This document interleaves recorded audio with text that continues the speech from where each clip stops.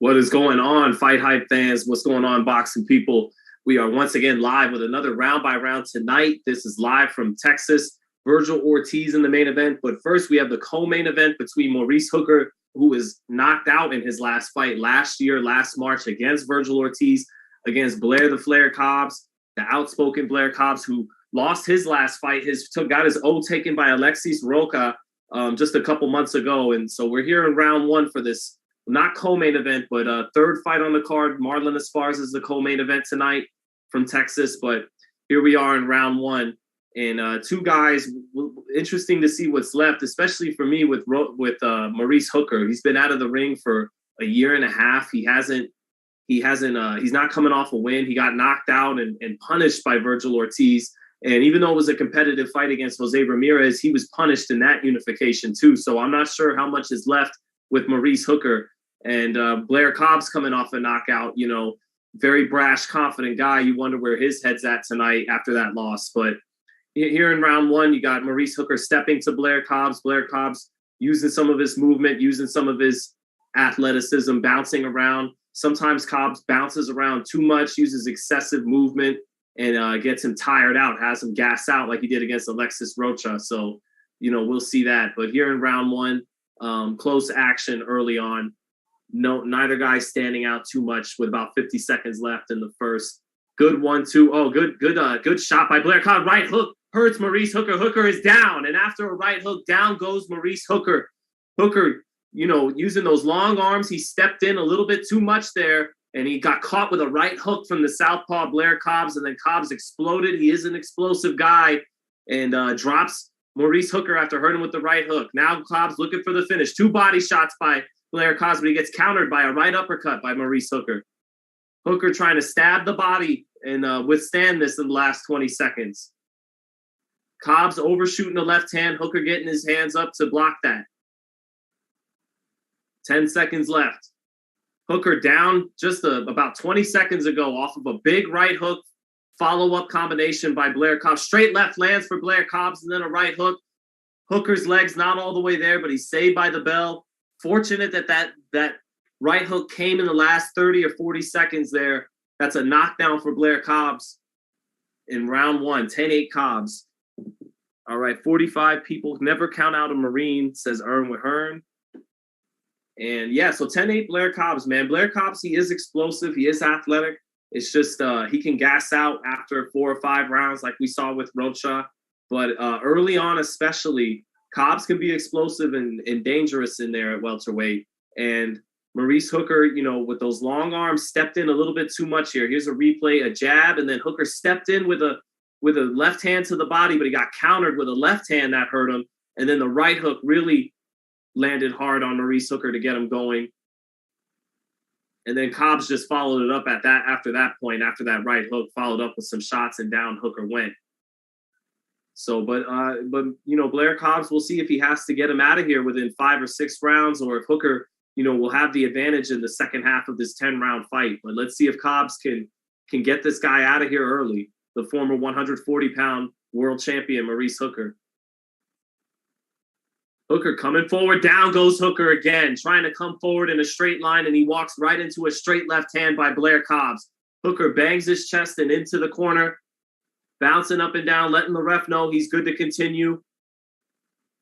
Hooker now, the fight resumes. Let's see if Cobbs goes for the kill here. 2 knockdowns in 2 rounds here for Blair Cobbs.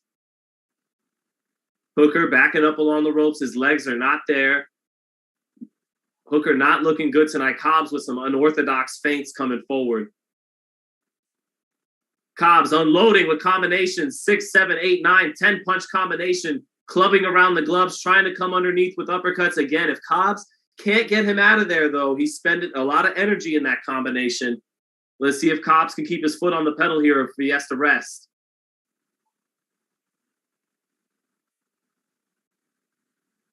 Cobbs with a little touching with a 1-2. Hooker still on bad legs. Not good balance for Maurice Hooker. Not, sometimes, a fighter when they're what you call shot after taking some devastating knockout losses, that balance just isn't there. And Maurice Hooker's balance just doesn't look good. And he lands a good jab, does Maurice Hooker, that knocks Cobbs' head up. Now Cobbs holding in a clinch, and he gets banged around the side of the head in the clinch. Cobb's complaining those punches were behind the head, but they were on the side of the head in the clinch when he was trying to rest. Cobb's with his eyes wide open. Last fight had the afro knocked around. No afro tonight for Blair Cobbs.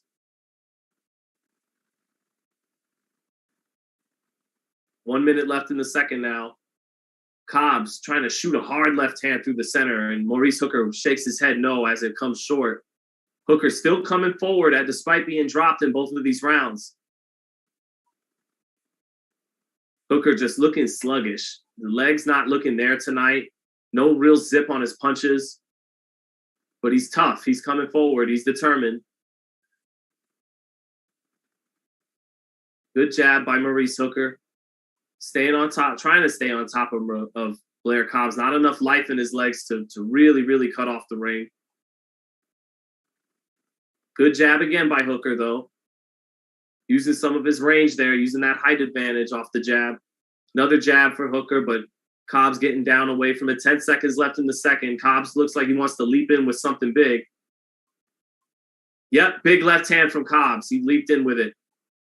Another left hand drops Maurice Hooker. Straight left hand. It was a big looping left hand. Cobbs was waiting to set it up in the last 10 seconds. He landed it and then followed it up with a straight left through the center, and Hooker is down for the third time in 2 rounds. Lawrence Cole waves his gloves, lets him keep going, and that's it for the second round. That's 3 knockdowns for Blair Cobbs.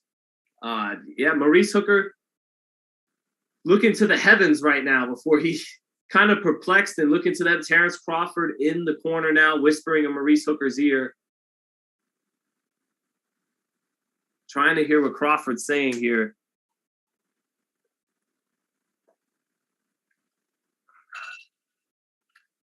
Yeah, this is bad. Let's see. Hooker needs to just stay at 140. Well, he's a tall guy. Hooker's a tall guy, and it's hard to get down to 140. He's almost 6 feet tall, so he can't keep making that weight. Again, straight left hand dropping Hooker in the second round on the first knock. It was a straight left hand both times that got the knockdown early in the second round and late in the second round. But Hooker, he struggles. He probably was killing himself to make 140. I just think despite the guy not having a ton of fights or being, deep into his 30s, the kind of knockout losses he suffered to Jose Ramirez and Vergil Ortiz, they take a lot out of you to where, you could be pretty spent already, despite not having that many fights overall. But round 3, Cobbs trying to step in with a straight left hand and a right hook. Hooker avoiding it. Hooker's still showing he's game, coming forward. Hands high. Cobbs using his athleticism, bouncing around, being a little unorthodox.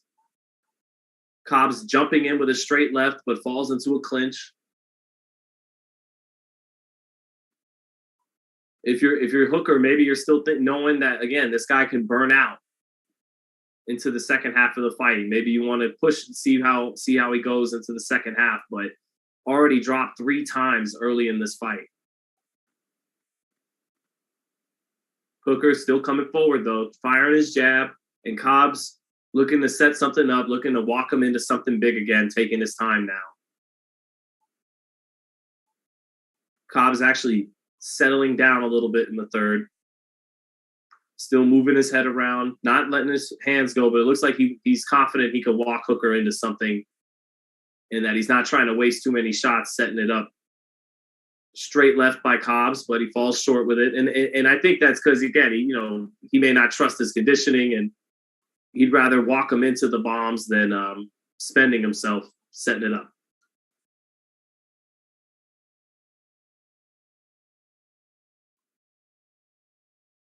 Hooker staying on top of Cobbs. Cobbs not letting his hands go really this round. Cobbs tries to walk Hooker into a right hook, falls short, but he lands a left hand as Hooker tried to snatch the body with his left hand. Cobbs countering to the head there when Hooker went downstairs. It's a long way to go downstairs for the tall Hooker. Oh, looping left hand for Blair Cobbs lands, and then a right hook right after it, but Hooker took that two-piece and did return the left hand too. Cobbs breathing in. Still just keeping a close eye on that stamina of Blair Cobbs because Hooker did land a good shot despite eating 2 shots to land it. Cobbs coming forward now, bending his head weight, bending his waist down. Hooker jabbing him off at range. Jabbing again, but falling short. Cobbs falling with his jab to the body. Both guys falling short with their jabs there. 15 seconds left in the third.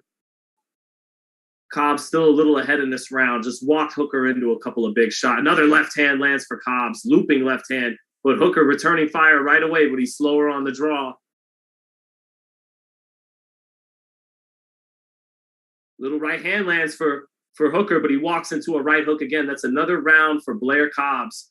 Hooker just not good balance, not good legs tonight, walking into shots, being tough, but let's do the math here. 10, 8, 20 to 15, 30, so 30 to 24 after 3 rounds for Blair Cobbs. Yeah, Hooker is down bad. Yeah, October said, good point. Let him walk in as opposed to possibly expending yourself. Well, I'm saying, especially if you're a guy who, maybe has had some stamina issues like Blair Cobbs has, spending himself after getting off to a good start against Alexis Rocha, and then he gassed out in 5 and 6. He may be just worried about pacing himself. And, it's just a matter of time if I keep walking him into these kind of big shots rather than, jabbing away, getting to the body, getting it, so it's that kind of thing. It's a pacing kind of thing maybe for Blair Cobbs, but it's doing his thing. 30 to 24 right now. Peso says, shout out to Cobbs, though he's really coming back from that last fight. He is, and part of it is he's gotten back in the ring quickly. It's only been a couple months, very few amount of months since he lost to Rocha. So it's good to get him right back in there. He didn't wait 6 months, 7 months. He got right back in there. And that's probably all for the better. Double jab by Hooker, and now Cobbs turns around and nails him with a straight left hand. Nice turn, nice pivoting with Cobbs. Steps in again and just getting the better of it. Whenever the two open up, Cobbs' punches are so much more explosive tonight. His power and just more explosive on his shots tonight. Hooker not with a lot of steam on his punches and not with a lot of life in his legs, but he is showing that he's game. Hooker bleeding from the mouth, coming forward, trying to walk Blair Cobbs down with his jab, but he's just not really finding success with the jab while doing it. Cobbs again landing a short right hook. Hooker though keeping the pressure on, trying to speed Cobbs up, making him throw in this first minute of the fourth. Cobbs getting the better of it though. Good jab by Hooker, misses the second one. Cobbs staying in front of him in the center of the ring now, not going back. Steps in with a 1-2, but Hooker pivots off to the side. Straight left from Cobbs, tries to set up a right hook to the head off of it, but he just misses. Wings it over the top. Good straight left. Oh, good right hand by Maurice Hooker, though. One of his best punches of the fight. He ate a straight left to land it, but he did tag Blair Cobbs. Now Blair Cobbs clinching. Lawrence Cole separates him as Hooker gets rough in the clinch there, trying to follow up that right hand he landed.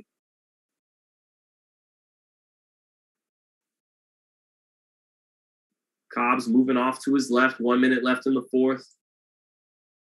Hooker still marching forward behind his jab, often falling short with it, but staying on top of it. Cobbs shimmying forward a little bit, feinting forward, comes in. Just misses an uppercut. A little bit of a wild exchange from both guys.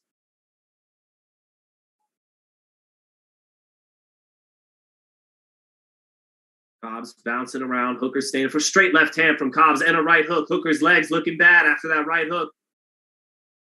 Hooker, though, backing off. Not staying on the front foot after eating those 2 shots. And Cobbs not staying on top of him. Nice right hook by Cobbs, but he's not jumping in. Well, he is jumping in, but he's jumping in when he feels like he's got Hooker on a string, coming forward to him, timing the right moment to jump in. But when Hooker backed off there, he wasn't looking to follow it up on the front foot. So 5 seconds left on the fourth, and that's another round for Blair Cobbs. If you're a Maurice Hooker supporter, it's probably tough to watch in there because this isn't looking like the guy that was a champion at 140. You could tell it's a guy who's had a pound of flesh taken out of him from Jose Ramirez and Vergil Ortiz.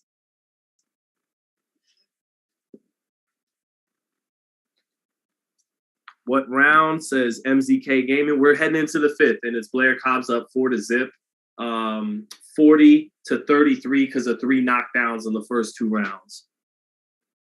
Hooker hasn't recovered after the Ortiz beating. Yeah, not really. And he took what felt like 200 shots in 7 rounds by Vergil Ortiz. Vergil really put a beating on him to the body, to the head, nonstop. In his first fight at the weight, he didn't even get really a fight to adjust. Well, I think he did actually beat Perez to get 1 fight in. But yeah, essentially, I know he had a fight in between, but taking beatings like he did to Ramirez and Ortiz back to back, that was just brutal for him. And it's showing up tonight. Actually, Roy Jones, when he saw Felix Trinidad lose the winky right, and pay attention, if you guys are watching at home, and then of course for those of you guys who aren't able to watch, and that's why you're following the round by round, that's probably who these are most beneficial for. But for you guys who are watching at home, Roy Jones used to talk about how guys, when they were shot, they'd have a lot of heavy weight on their front foot, and it fucked up their balance. And you could just tell it in their legs when they fought. And if you look at Hooker, it's like he kind of is front foot heavy and unbalanced at times. And I just remember Roy Jones said that's the telltale sign of a shot fighter. And it's something he kept talking about when Trinidad was getting, shut out by Winky Wright. And that was kind of in my head from the jump in this fight when I'm looking at Maurice Hooker. And it was honestly something I kind of expected heading into this fight. Again, just because those 2 fights were brutal. But as cliche as it may sound, he really is still showing the heart of a champion, is Maurice Hooker. He's 100% game, even though his body's not giving him that much to offer tonight.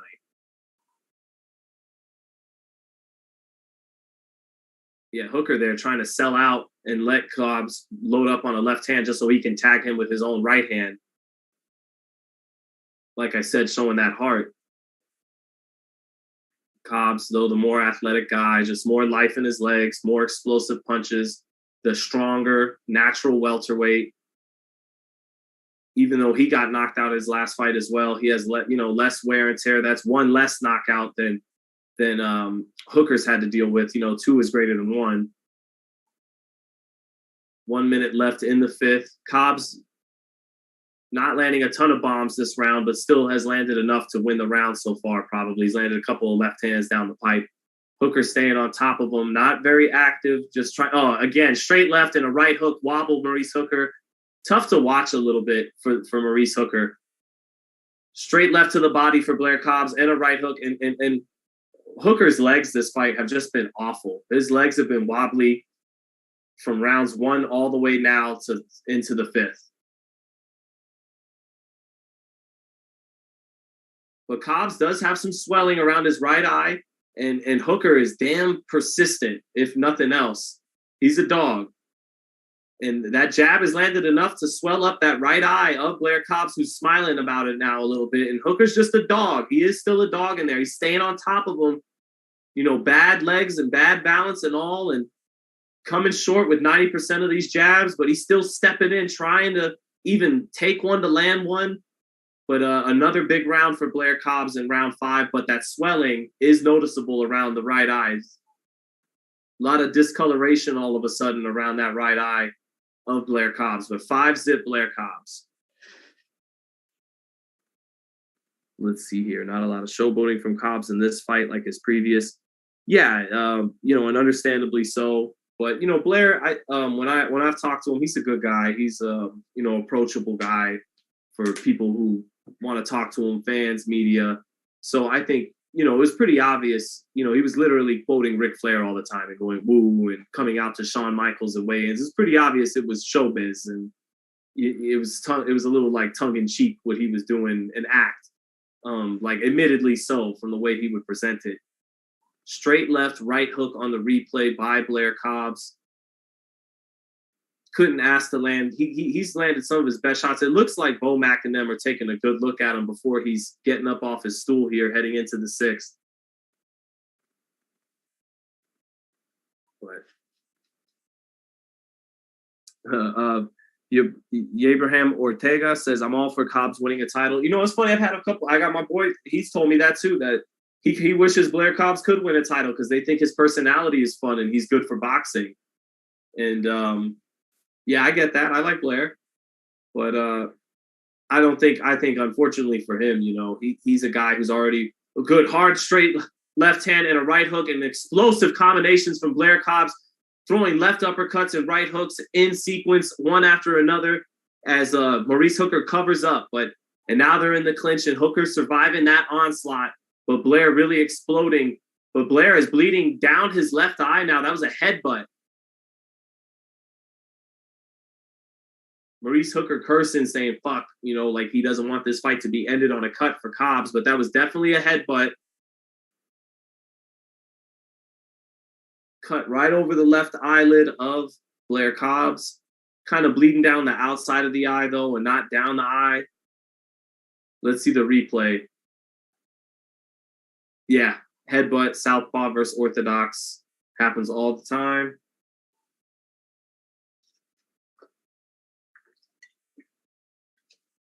But yeah, Cobbs started, he's well into his 30s, doesn't have that many fights and experience for where he's at age-wise. And he's in what's always one of the most stacked divisions in boxing. So, yeah, he's not getting to a title in this lifetime. But he is a fun fighter, and you need guys like him in every division, you know, solid, athletic guys that can act as pretty much gatekeepers.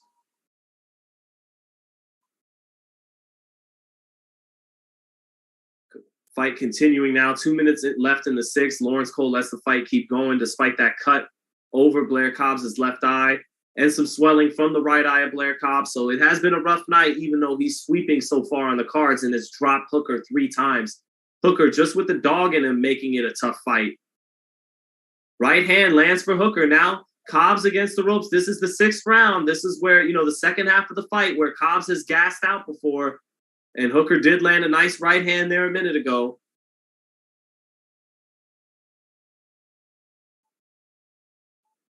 Bomac yelling over at Hooker to stay on him, to keep staying on him this round. Feels like his fighter might be on his way to winning his first round of the fight, and that Cobbs is weakening. Cobbs taking a deep breath and kind of halfway ran across the ring. Cobbs is clinching in there and is starting to look fatigued. And Terrence Crawford, very animated ringside, telling Maurice Hooker to go to the body with his straight right hand. Hooker does it. Hooker goes to that body with the right hand. Cobbs backing off. Clinches again. Cobbs showing signs of fatigue. Good right hand lands for Maurice Hooker. I think that one got Cobbs' attention. That one had some steam on it. Cobbs coming back with a 1-2, but that 1-2 looked tired from Blair Cobbs. 30 seconds left in the 6th fight, getting some drama in it now. Hooker is winning the 6th round.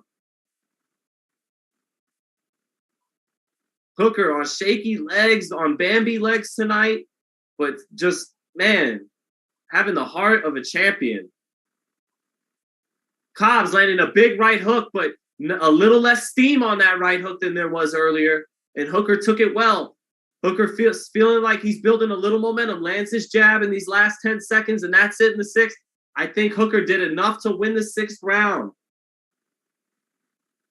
So what's the count? That's got to be, I think with that first round, he's now down 59-51. I think Maurice Hooker, I think, would be the score at that point. Something of the sort. 5 rounds to 1 with 3 knockdowns, but Hooker wins his first round in the 6th. Not bad. Some drama in the round 6. Nice little sharp right hand. Let's see it on a replay if they could give it to us.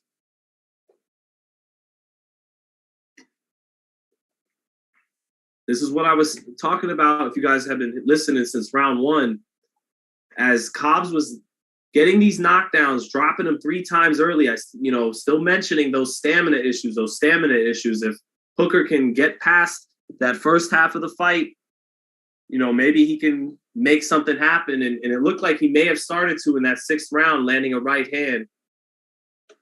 It may have even been a round Cobbs may have still deserved to win. Maybe I gave Hooker a little bit of the benefit of the doubt, looking for a round to give him down so big on the cards, but it was a good 6th round for him by far compared to all the other ones. All right, round 7, straight left for Cobbs, but Hooker coming back to the body after it. Oh, hard right hook by Cobbs. Cobbs looking like he's trying to steady himself, catch his second breath now. That was a good right hook by Cobbs. Good start to the 7th round for Blair Cobbs. Hooker, though, it's the dog staying on top. Keeps coming forward.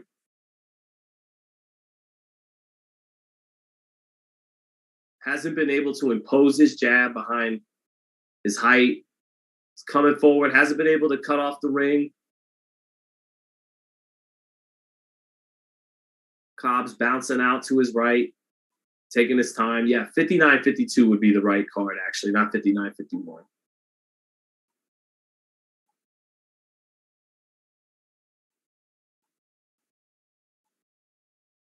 Cobbs pawn with his jab. Hooker stepping around now, didn't come forward for a second, try to step off to the side to set something up, but Cobbs not really taking the bait there.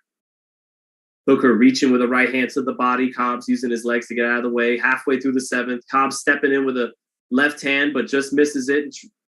Cobbs keeps stepping in with a left hand, and then he'll dip his head down at Hooker's midsection and loop over a right hook over the top. Against other, proficient, counter punchers, they'd make Cobbs pay for dipping his head down like that, but it's working against Maurice Hooker tonight. Straight left for Cobbs down the center. Minute left in the 7th. Hooker not able to capitalize off a little momentum he built in the 6th. Cobbs looked like he steadied himself a little bit here.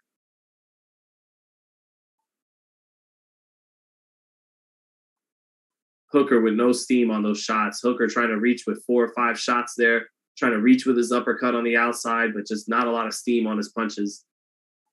Jab does land for Hooker there. But too slow on the draw with those uppercuts he's trying to reach with here in the 7th.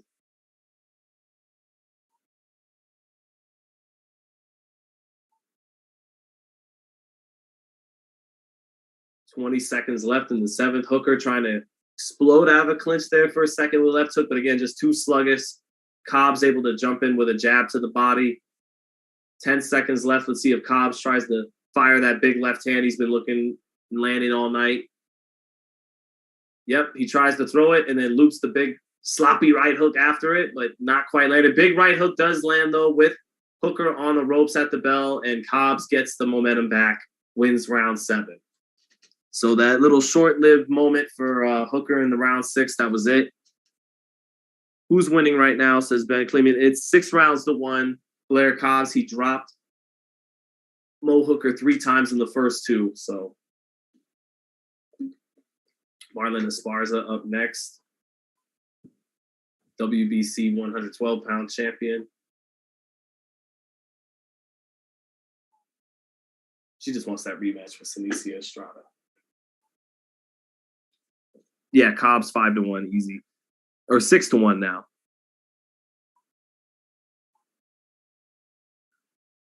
Dude, where's your car? Ashton Kutcher references that I always like. Sean, would you say that Hooker is a better boxer fighter than Cobbs' last opponent? No. Alexis Rocha at this point is so much more a solid, sturdy welterweight, and just has so much more gas in his tank. Hasn't taken any punishment in his career. Hooker, not a strong welterweight by any means. And I think Rocha is a better puncher than Hooker at 147. He's a more solid, sturdy guy. I think he's a little better fundamentally. Better body puncher than Maurice Hooker. So, no, I think at this stage in their careers that Cobbs fought a tougher fighter his last fight out. And that's why he's gone from being stopped to dominating tonight is the difference in an opponent. And also he's made some slight adjustments, just settling down a little bit, not expending as much energy on some of his unnecessary, excessive movements and fainting just to feint, bouncing around just to bounce around when he could just step around. He's done a little less of that tonight. But Lawrence Cole looks like he might be taking, or he's getting Blair looked at again after another headbutt. Lawrence Cole says another headbutt, very ugly. Let's see. Oof, another headbutt. Because Blair is jumping in with his punches at times. He's trying to time Hooker and then literally explode and jump in with his straight left hand. And when he did that just now, their heads came together. All right, round 8, back into it.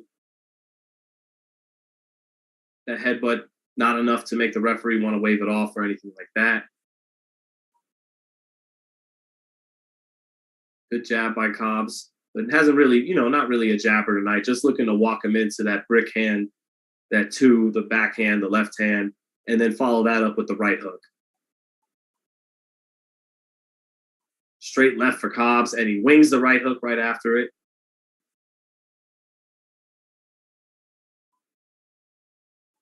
Hooker staying on top of him, but not getting anything done this round. Not this round and the 7th. After having a little moment in the 6th, he's just not. I just don't see any juice in the tank for Hooker. There's not zip on his punches. There's not life in his legs, really.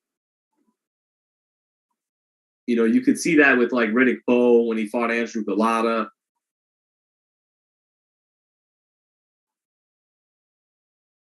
Riddick Bowe against Andrew Galata, like he just kept coming forward in the rematch and was tough, would just take these bombs and keep coming forward, keep falling short with his jab, and had all the balls in the world, but just was a spent force. And that's what it looks like with Maurice Hooker tonight.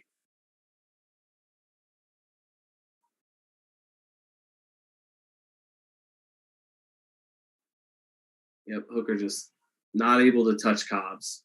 Oh, hard right hook by Cobbs, jumping in. Cobbs' best gift is athleticism. And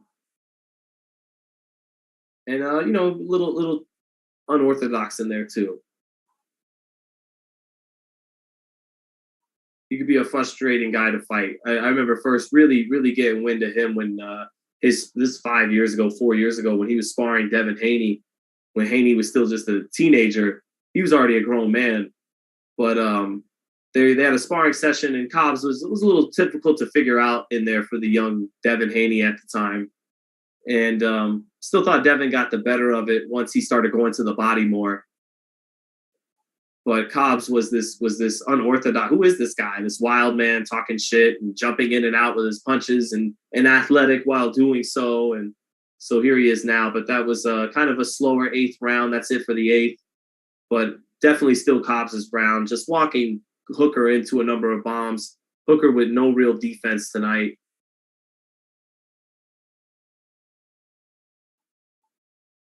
Crawford says, jab your way in there, touch his chin. Trust me. And Terrence, he's tried that. He's been literally trying to walk him down behind the jab all night, and it's just falling short. That he ain't got a whole lot to give in there right now.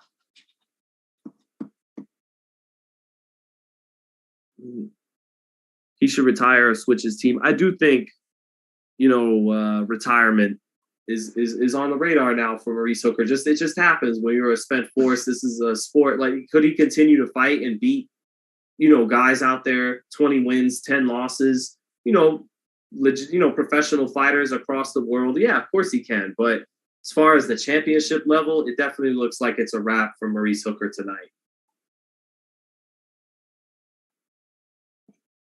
Especially at 147 pounds.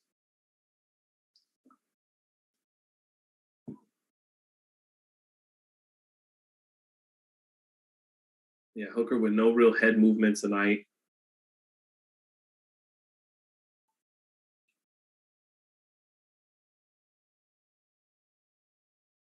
.30 seconds into the 9th. Cobbs bouncing around a little bit. And Hooker goes down in a clinch, but just some roughhousing there. No punch. Cobbs, spacing his pace out here these last couple rounds.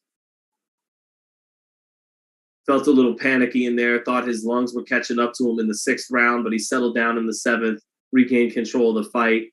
not battering Hooker around like he did when he dropped him 3 times early in the fight, but still doing enough, walking him into some bombs here and there and winning these rounds. Right hook just there, landed from Cobbs, and he spins out. No real touch shots, though, from Cobbs. Everything he kind of loads up on.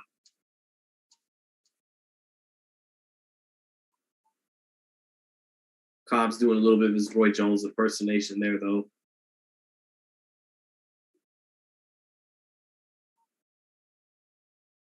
Cobbs just using a lot of his legs this round. Not good jab to the body by Cobbs, but not a high work rate from Cobbs, and Hooker just not able to get off.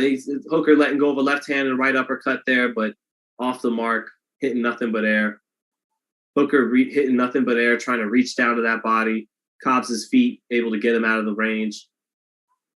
Minute left now in round 9. Only 1 round left in this fight. Is a 10-rounder, not a 12-rounder.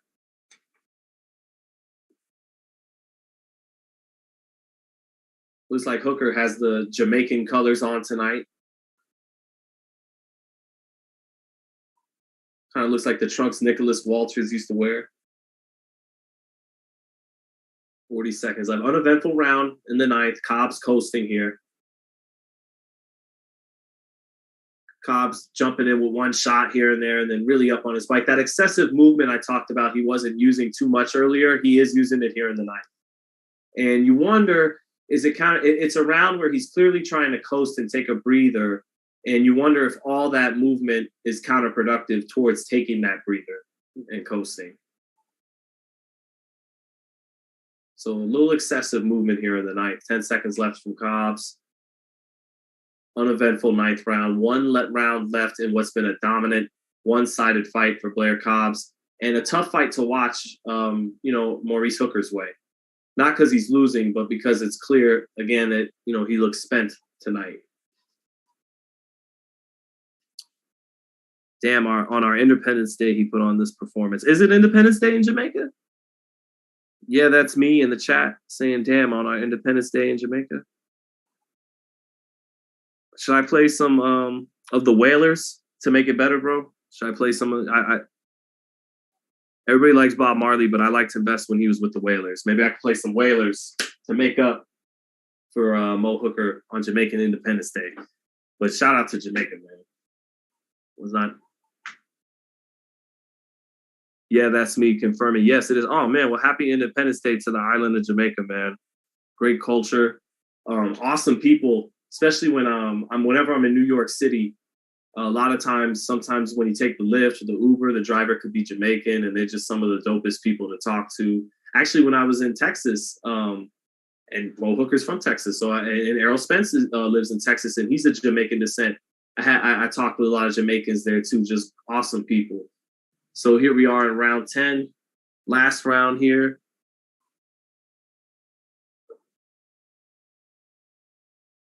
Again, Hooker's been a dog all night, fought on the front foot all night, been willing to take one to land one all night, but it's just, for lack of a better way of putting it, yeah, it's a shot fighter, relatively speaking, at the championship level. Again, he can still fight guys 30-plus professional fights with winning records and still give them work. But at this level, it's not good for Maurice Hooker tonight. Cobbs not looking to do much offensively this round. A couple boos in the audience I can hear. Hooker getting rough in the clinch, roughhousing on Cobbs, banging away with his free hand. 2 minutes left in this final round. Cobbs, again, just really moving around, using his bike.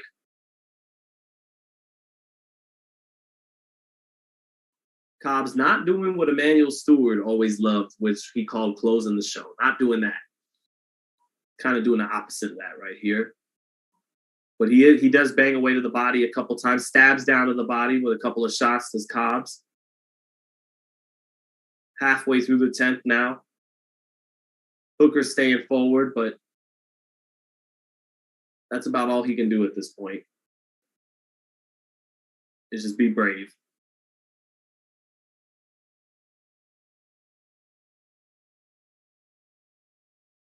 Cobbs almost countering. Every time Hooker reach into the body, got to give Hooker so much credit because he's been countered brutally up top a few times when he reaches down with those long arms to the body, but he still commits, still comes forward, commits to those body shots, but not able to be effective with them tonight. Gave the 6th round to Maurice Hooker. Cobbs looked a little panicked in that round, but other than that, it's been all Blair Cobbs, who did slow down here in these last couple rounds offensively, but has done plenty to win this fight. Again, Cobbs not doing anything offensively here in the 10th. Straight left from Cobbs. I'm sure he'll try a couple here and there as Hooker is willing to just walk forward into them. 20 seconds left now. Hooker reaching with a hook with Cobbs along the ropes. Cobbs just on his bike this round. Lots of movement. Falls into a clinch. Last 10 seconds.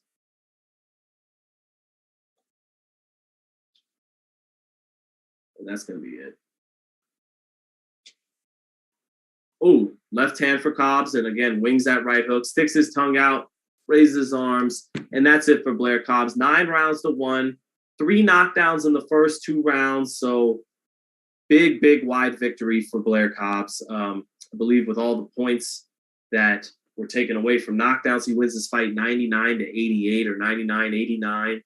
So huge margin of victory tonight on the cards set for Blair Cobbs. Exciting in the beginning, not as much the last couple rounds. Used some excessive movement there that he wasn't using in the first 5 or 6 rounds, but Blair Cobbs getting back in that ring, back on the bike after just a few months, and he's back in the winning column.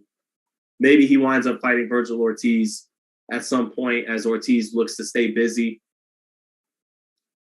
So let's check the chat. Cobbs ain't surviving. He dominated. Oh, absolutely he dominated. Not saying he's surviving at all. He won 9 out of 10 rounds, dropped the guy 3 times. Is it true that Hooker has an 80-inch reach? Yeah, I believe it's about that. But so, he just wasn't able to impose it at all, wasn't able to find his range behind the jab. Just sluggish, not a lot of zip on his punches. His balance wasn't good all night. His legs didn't look underneath him. And just a rough outing from Maurice Hooker. Let's see. Cobbs did Tiafimo saying Cobbs did more. Absolutely. Cobbs did more than surviving. Let's see. Hey, that's me. So we love you in our household. Much love, brother. Thank you. Skylar Shaw says, I don't hear your usual commentating. What's going on? What do you mean, Skylar? Clarify. Is the audio quality not good? Let's see here. Cobbs versus Ortiz would definitely be epic. I mean, I don't buy Cobbs as particularly competitive in that fight. I think that's 2 different level of fighters. I think Ortiz is definitely headed for the elite of the division alongside Crawford, Spence, and Boots. And I think Cobbs is a step or 2 below that. And that's not a knock. It's a talented division, and it's one of the deepest divisions in boxing. The guy can fight. The guy is a plus athlete.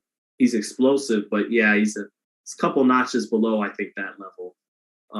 So I'm not dying for a Vergil Ortiz fight, but it makes sense for Vergil Ortiz as a stay busy fight, ideally fighting 3 times a year or something like that, in between the real marquee fights people are waiting on in his career. In 2023, he could take a Blair Cobbs fight, or if he doesn't get a marquee type fight, finish the year with a Blair Cobbs fight. And that's not a fight I'm demanding, or I think people are demanding.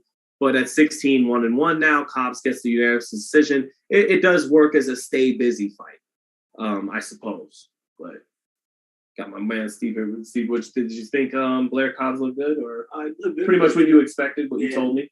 Pretty much. I thought he would stop him early, but I'm glad he held on and didn't gas down. Yep. Let me put another light on it here as it begins, as the sun begins to drift and go down here in Las Vegas, Nevada. Yeah, go ahead, brother. Go ahead. Help yourself in and out throughout the broadcast here at FightHype Studios in Las Vegas. Boots is the bar in the division. I think talent-wise, Boots is I think sorry, I read another comment. I think talent-wise, Boots is the bar in boxing in terms of talent, gifts, just the things that pop out of the page: speed, power, reflexes, movement, ability to punch with knockout power off of certain angles and pivots. And Boots is the closest thing to a Roy Jones type talent in boxing today. But if you don't have a good chin, if you're defensively liable, if there's mental, who knows? Who knows when true adversity hits, all those kinds of intangibles. But yeah, chin. Got to see his defense at the elite level tested. Got to see his gas tank. He's so dynamite, no one can get him past 6. But I suspect that Boots is definitely that dude. And part of me, as much as everyone's dying for Crawford Spence, if you told me, well, sure, Crawford Spence, but what if we gave you Boots versus Spence or Boots versus Crawford? Which one would you rather have? It'd be awfully tempting for me to pick him against either one instead of the two of them fighting each other. But I understand, first things first, they gotta meet up first. Boots has next, he doesn't have now. So Crawford and Spence have now. To Tyson Industries. Come on, man. This is the only place I can have my a whole office like setup. Cut me some slack. Even if he lost, it would be a good closing fight for his career. Cobb would be a good fight for Tank at 147. Well, promotion wise, it would be. Let's see here. What do I think about Conor Benn? I think Conor Benn. I think Conor Benn is definitely Britain's welterweight, like Kell Brook was. I think he is the guy from Britain who carries the athletic talent to compete with the Americans, and I think he's more contender than pretender. I'm just not as high on him as Vergil and Boots, but I think he's more contender than pretender. At welterweight. I like Conor Benn. I don't love him like I love Boots, obviously, but I like Conor Benn. I'm not I don't think he's a fugazi or nothing of the sort. He is explosive. He's got his daddy's kind of tenacity. Nigel Benn was very tenacious, and unlike a lot of fighters from Britain, was a good body puncher. So I think that Conor Benn is a legit player at 147. I wonder what's going to happen with that Chris Eubank fight. But let's see here. The Whalers are dope. Boots be another Broner if he's not careful. I don't see that for Boots. And then, Broner's problem, one of them was he jumped up in weight too fast. He could have been a pretty dominant lightweight for a while. And then if he was going to jump up, I wish they would have had him jump up and fight Danny Garcia at 140. Around that 2013 period instead of just jumping right up to 47. But that was Adrian's call. But I think a couple missteps on Adrian's part, jumping up to 47 too quickly, that was bad. Because Adrian, you saw the shoulder roll and the speed and everything, but he wasn't a guy that used his feet that much. He was really good as a bully at 35. I thought he found himself as like James Toney was great off the shoulder roll on the inside. Boom, bang, bang, dig into the body, coming underneath with uppercuts and left hooks. And Broner in that DeMarco fight, I thought he found his identity as a lightweight, which was, using that shoulder roll, but really being nasty on the inside, using it like Tony used to, and kind of doing bully ball with that style. And he couldn't do that against Marcos Maidana at 147. Sean Porter at 147, et cetera, et cetera. But I think he could have had success for a while in lightweight doing that. Boots, on the other hand, he has better feet than Broner ever had. Broner had that wide stance, sometimes really kept those feet planted. But Boots, he really circles left to right, right to left, out of both stances. And, we'll see. But Boots technically is a champion in no divisions. And Broner, even in the modern era, even with, as easy as it is to get belts versus how it used to be, he's a 4-division champ. So Broner did his thing in his day as well, Broner didn't want smoke with Regis. I don't know enough about that situation. I actually, you know what? I remember asking him about Regis and him always downplaying Regis. So maybe you're onto something. But Let's see here. Boots in 6 versus Stanionis. Yeah, I agree with that. And I like that fight for Boots because Stanionis is fresh, strong, explosive, good on that front foot. But he's going to walk into too much. He's walking into a buzzsaw. He's walking into too much thunder and firepower in Boots Ennis. But it'd still be a good fight for Boots. It's a fresh guy, a fresh, strong, explosive welterweight. Okay, so Marlon Esparza has the ring title at 112 too. Wow, I didn't realize that. Shows you my research, folks. But Esparza, the WBC and Ring Magazine champ here. Her fight with, up until Taylor Serrano, I may have ranked her for her fight with Estrada on that Canelo Kovalev card as maybe the best female fight I had seen in terms of just exchanges and action. That was a terrific fight, her and Estrada. I know that's the fight that eats at her that she really wants again. I'm with her. I want to see it again. It was a great part 1. Marlon was 9 months off of giving birth to her first child. And I think, hey, man, she's a G for fighting the baddest woman she could have fought in these divisions 9 months after having a fucking baby. Like, you know, excuse the language, but that showed a lot of fortitude by Marlon Esparza. So yeah, she came up short that night, and Estrada was the better fighter, and probably would win again. But I think Marlon, with as good as that first fight was, and then Marlon's went on to capture the coveted WBC. She's fighting in a unification tonight, WBA and WBC unification, flyweight on the line, and the Ring Magazine champ. Marlon is now a legitimate lineal champion. Their first fight was great. I'd love to see them do it again. There's bad blood, but that's unlikely now, probably because Estrada's with Top Rank and not with DAZN any longer. But yeah, again, for those just joining, Jake Paul. Blair Cobbs won a big decision, big time, dominant fashion over Maurice Hooker, dropped him 3 times. Hooker showing a lot of heart, but not much else, unfortunately, tonight. He's taken a lot of punishment in those 2 losses heading into the night. I like listening, man. Well, one of the few cats. Thank you, Brandon Smith. Appreciate that. Boots would punish Vergil. I mean, I think Boots is on a plane unto himself, talent-wise, but Vergil, look, man, so those guys who come forward and know how to put the pressure on, don't just walk into shots, know how to put the pressure on, are relentless, can punch, and have great conditioning and throw punches and bunches.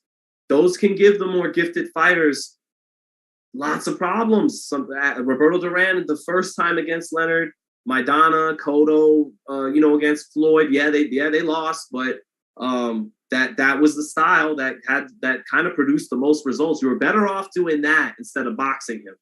So, don't count Vergil out there. He's developing as a great pressure fighter, and that could be a great stylistic matchup with Boots. So let's see. Bless up, great commentary. Thank you, Vito34. Appreciate you, man, for the super chat. Really appreciate it. Drakeo Edwards, Virgil's defense ain't sharp, but I get it. He's never going to have the special effects and the head movement and the flexibility that you'll see from Boots. But but fundamentally sound matters too, and Errol Spence, sometimes Errol Spence, he'll pivot off to the side and drop that left hand by his chest and kind of do his shoulder roll and do his thing right there. But for the most part, Errol Spence has had his success doing a lot of the things Vergil does, hands up and applying pressure and being very fundamentally sound coming out of Texas. And Vergil is he's defensively responsible. He got hurt a couple times against Mean Machine, but that's growing pains. And those hands, they come back. They always come back to the chin. He's well disciplined and well schooled with his fundamentals. So, and guys like that who never going to have the greatest flexibility with their head movement, sometimes as they get older, though, they get more adept at their parrying, and that high guard, it gets better and better as they go on. They know how to really catch coming forward, keep staying on that front foot. And Vergil has a great jab and a great double jab to cut the distance. He's not coming forward naked he's coming forward behind that jab. So all impressive, important ingredients for his style, building as a pressure fighter. Let's see. Boots a hype job. That's not true at all. But let's see here.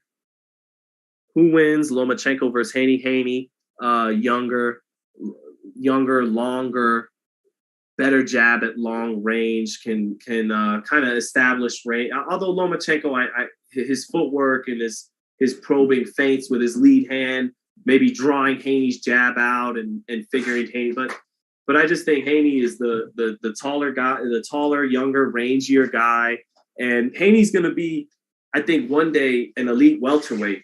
And Lomachenko started at 126. That stuff matters. I think Haney's length and youth and boxing ability would be too much for Loma in a good fight.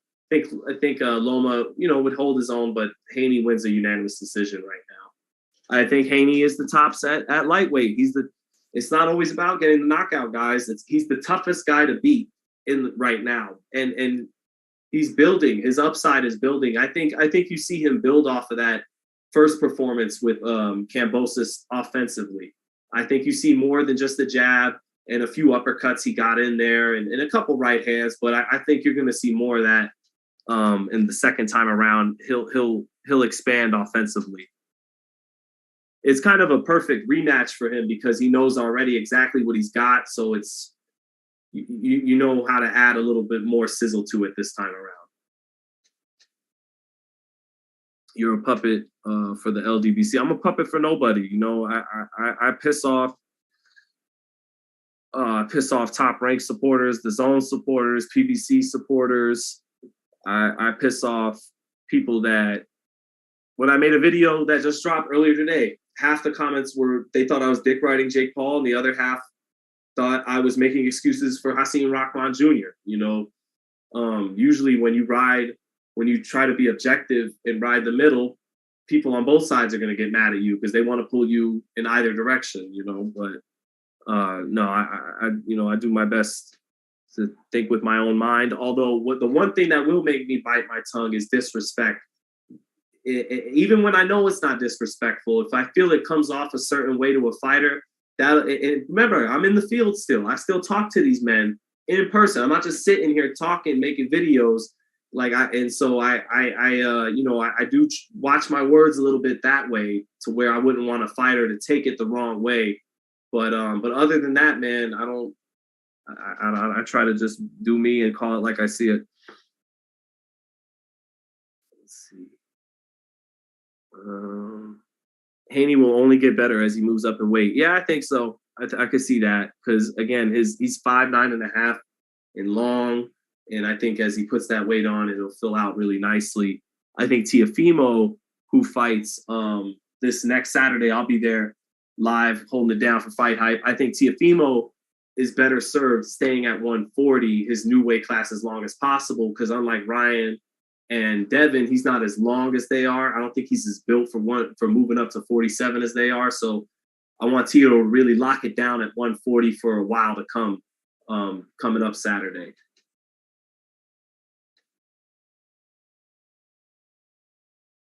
You said you're no different than Black Bias Porter, Bradley, Ward, Lewis. I just disagree, man. But I shouldn't even get into all that right now. But Terrence Crawford. Okay, so we're set to get to this opening bell for Esparza and Usman. But Terrence Crawford being there for this fight, I know he's there for Maurice Hooker. But part of me wonders, man, is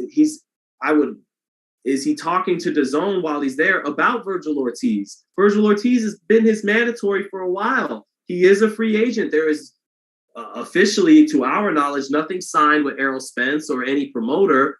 Maybe there's a chance DAZN, we just don't know where DAZN's at. Are they desperate to get back into the U.S. market and continue to try to make some noise, or are they pivoting away from it? But if they are desperate to remain and make noise in the U.S. market, maybe they can give Golden Boy some dollars to make a big offer Crawford's way. That's if Golden Boy just loves what they see with Ortiz tonight and feels like, man, we could take on the world. We could take on Terrence Crawford. I don't know that's a high possibility, but I do think there's got to be a chance that's a little bit in play this weekend that Crawford would have maybe some talk about an Ortiz fight with DAZN. Maybe it's wishful thinking, because I just think that works as a beautiful alternate fight to the Crawford fight or to the Spence fight if it doesn't happen. I think Ortiz, let's see how he looks tonight against a rangy southpaw McKinson. I think that might give us a decent clue. But I think Ortiz, with a big youth advantage and a naturally stronger welterweight, that'd be a very, very exciting fight with Crawford. So, but round one, into this fight now. What's your favorite commentary in boxing currently? Andre Ward and Tim Bradley. They're the two best, bar none. But Esparza, good hand speed at that 112-pound class. Fast hands for Marlon Esparza, former bronze medalist in the 2016 games. Good jab, doubling and tripling it up in round one. Better speed on the outside. 30 seconds left in this round. Guzman a little more planted. Looking to time. Nice, sharp, straight right hand by Marlon Esparza. Again, he's got that U.S. Olympic pedigree. Knows how to throw fast hands off the jab. Ooh, good body shots by Guzman in the clinch there. Esparza with a little taunting, raising her gloves in the air here and there, but 10 seconds left, a little sloppy with her right hand, hits the shoulder of Guzman, rough in the clinch, both fighters, but Esparza just a little zippier, faster, and first on the draw, got off first that round, so 10-9, Marlon Esparza. Tim's starting to think more highly of Spence now, his energy changing. I think you guys get Tim wrong a lot. No offense, Drake, yo. I'm not saying you, but I think you guys get Tim wrong sometimes. I really don't find Tim to be a hater. I think every now and then he's just being a little blunt, and sometimes he's having fun. Like, hey man, he can't whoop this dude. Like he's just doing his job. His job in part is to also be a little entertaining. It's something I'm working on. You can't always be so dry and monotone, but I think Tim, at the end of the day, he's just he's the ultimate professor behind the booth these days. And you don't got to agree with every assessment he does, but most of the time he knocks it out the park. And I'm sure he has his little biases to Crawford because it's personal there. I don't think that's so much because he was with ESPN and Top Rank. I think it's because Tim felt like he was the first one to say publicly that Terrence is special. Like he was the first other champion to go on the record with that. But I think Tim honestly has respect for all the champions and loves boxing kind of like we do, not just as a fighter, but as a fan. Two good right hands from Marlon Esparza in the first 20 seconds in the second. Two good right hand, not a good jab from Esparza, a good up jab. Fast hands from Marlon. Oh, good right hand over the top by Marlon Esparza too. Just hand speed advantage for Esparza over Guzman. Esparza with some swag in there, smiling, keeping her left hand at her hip, trusting her up jab. Parries down the double jab from Guzman and uses her feet to back out. Dips her head below the hooks of Guzman. Guzman looking a little frustrated in there, like she knows she's in with top class. Esparza short, though. So Esparza still a couple of amateur tendencies in the way she throws her combinations, but then just as I say that, a nice professional straight right hand placed over the top lands. Another right hand for Esparza in good head movement to slide out of the way of what came back. Good left uppercut by Esparza and good little slick head movement, picking her shot and slipping her head out of there. Esparza using her boxing skills here. Double jab by Esparza, touching a hook, smiling, confident. Nice jab, and then a right hand to the body, and then she catches the hook and lands her own hook, wins that exchange, does Marlon Esparza. Esparza looking like that champion that she is in the division tonight, showing why she is early on through two. Not yet landing, too many punishing blows, but a couple of nice right hands here in round two. And good defense, good fast, good head movement by Marlon Esparza there. Beats her chest, goes back to her corner, 20-18 for the former Olympian. Vergil Ortiz up on the screen now in the Dickies Arena in Fort Worth, Texas.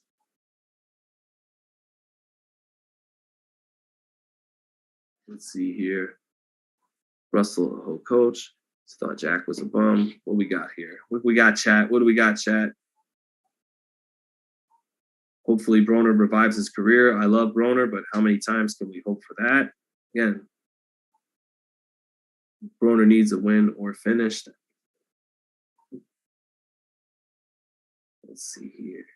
No, Taylor got dominated last fight. I thought he lost, but I didn't get dominated. Let's see.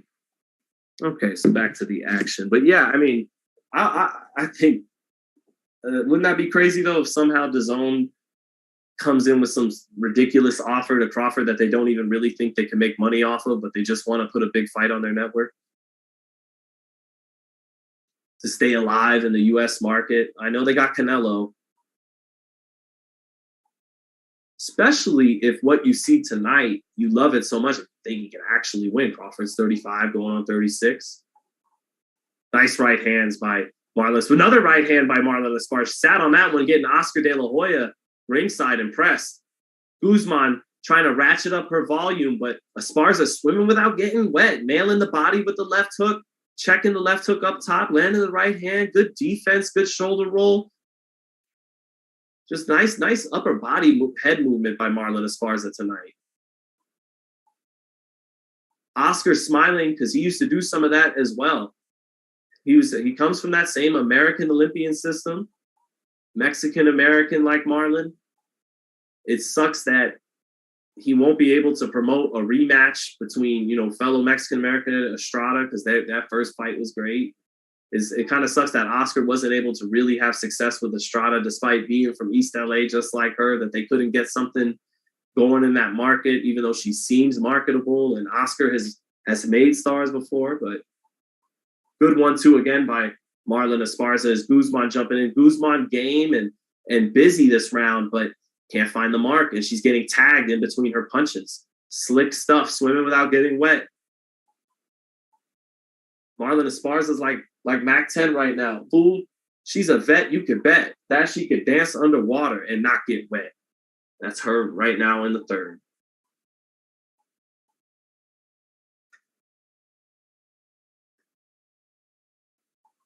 That was my Mauro Ranallo. I should have said that like Mauro Ranallo. And then right now, Marlon Esparza like Mac 10. Fool, she's a vet. You could bet that she could dance underwater and not get wet, Al Bernstein.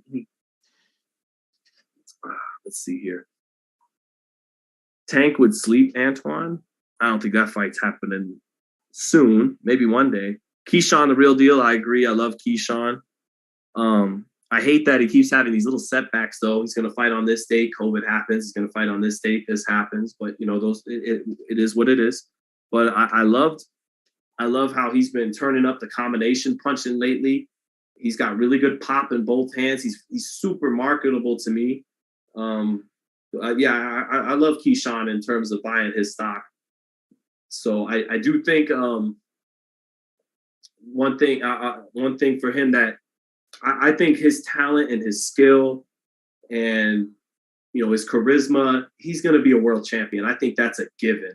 But if he's going to be a superstar in that gold medal match against Andy Cruz, it kind of felt like it was there. And he hurt Cruz with a right hand in the second round, but the fight ultimately got away from him. And he can't let that kind of stuff happen to him in the pros. He's got to have that foot 100% on the pedal because I think he's more of a front foot fighter than a back foot fighter. And those front foot guys, like I was talking about with Vergil earlier, you gotta have your foot on the pedal with that style to get the most out of it.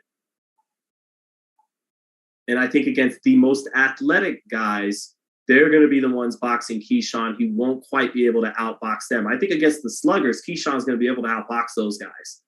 But I think against your Haney's, guys like that, he's going to have to be prepared to be the one on the front foot. So, but yeah, I love Keyshawn. All right, back in round 4. Oh, Esparza getting caught there with finally Guzman able to time her with a left hook when Esparza shot that right hand over the top. Esparza landing her jab here, minute left in the 4th. Good left hook again by Guzman. If Esparza's, starting to feel just a little more fatigued in the fourth, then those punches come in with just a split second less zip on them, and that lets Guzman find the rank down. Oh, good left hook to the body by Guzman. Big shot. Guzman winning this round. She's finding something with her left hook this round, as Esparza is a little less zippy.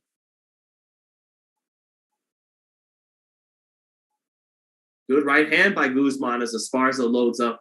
Esparza now not fighting this slick. Plants her feet. Big left hook by Esparza. She plants her feet to fight now. Goes to the body, does Esparza. But I like the inside work better by Guzman. Guzman better with those hooks to the body. Able to dig them in with better form. Esparza better stay with her boxing skills on this girl and not slug it out. That was Guzman's fourth round. And it looks like Guzman has the heavier hands too. Landing hard to the body. Guzman needed that round, 3-1. And Guzman looking confident heading back to the round after that one. Fight just heated up.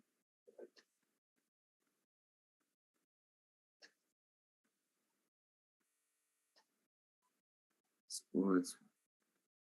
Town Business. What's up, Town Business? Good to see you, my man. Thank you for popping in. See you soon at the fights. Tank destroys Haney and Shakur. I disagree completely with that. If he's going 11 in competitive fights with Barrios, it's taken him 12 to get Gamboa out of there. If Santa Cruz and Romero are competitive in the 6 rounds they went, what makes you think he's going to destroy Haney and Shakur, who are like fucking trying to be articulate here? They're just hard to hit. I was going to try to put it to you pretty. They're as hard to hit as a 101 mile an hour fastball. I don't know, but they're just hard, very hard to hit. And Tank's a guy who goes a lot of rounds loading up, not trying to throw a whole lot of punches outside of the Santa Cruz fight, who made him work a lot and kind of brought the best out of him. But yeah, I don't see him destroying them. Maybe he can get them out of there at some point, but I think Haney beats Davis right now, and maybe I give Davis an edge over Shakur right now because physically, I think he's just more filled out than Shakur, who is filling out right now. But I think Haney's length helps him there, even though he's not as physically strong as Tank at lightweight. But I think Shakur he has never fought at 135 yet. But let's see. Back to this action now. Marlon Esparza.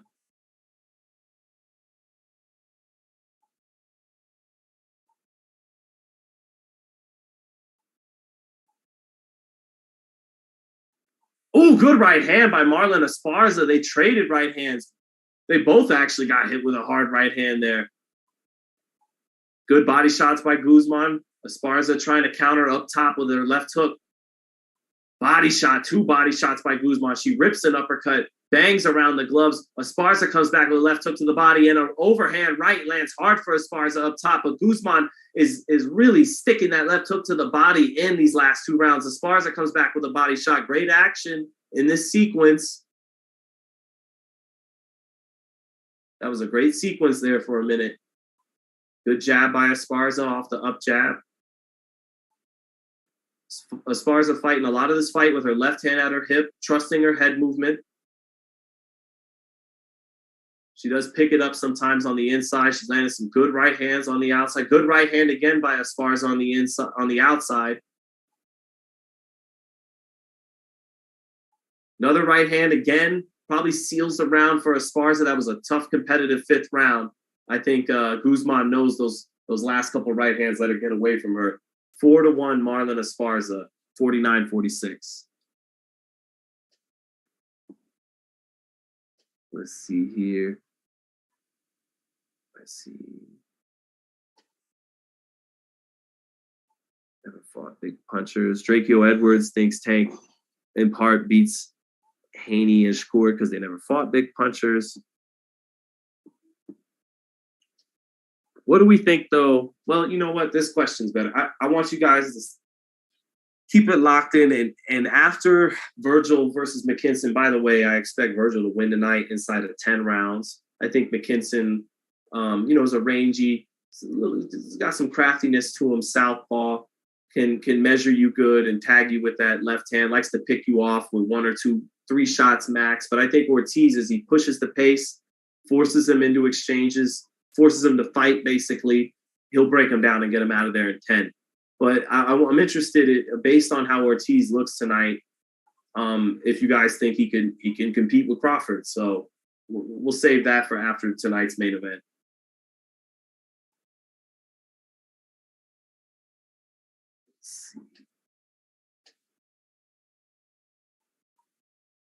Usman falling short, trying to be aggressive here in the first 30 seconds. Esparza short with her jab too, but lands a right hand over the top, doing a great job just kind of sticking her lead hand out of there, measuring, and then boom, right hand straight like an arrow over the top. She's looped it a few times too, but landed that right hand a lot tonight.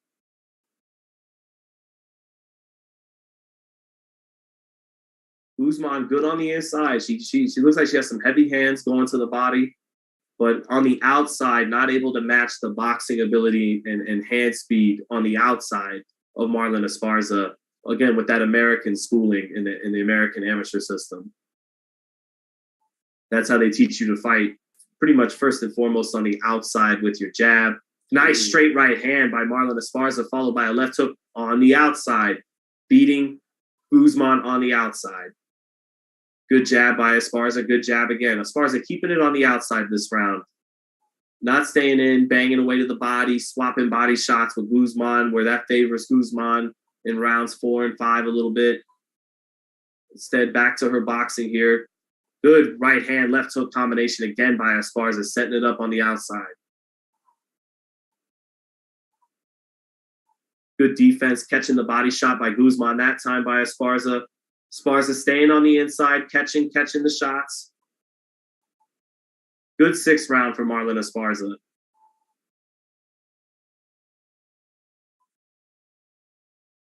That's 5 rounds to 1 for Marlen Esparza. Good performance so far. She lost the 4th.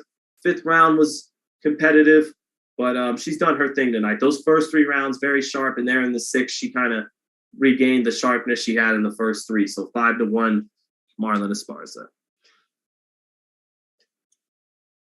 Frank too green for Tank. Yeah, Frank Martin hasn't had the kind of step-up fights yet. But because the politics of it all, the realistic fights on the PBC side, Rayo Valenzuela with some seasoning is an interesting fight for Tank. I like Rayo. I like his punching power. I don't like that he trusts his reflexes a little too much to get away from punches. He keeps his hands down, but maybe he makes that work for him after all in the long run. He can really punch and he can fight. I like him. That'd be a fun fight maybe in the future again. But these guys, in terms of Martin and Rayo, they're a couple fights away. Michelle Ali Rivera doesn't do it for anybody, I think, commercially.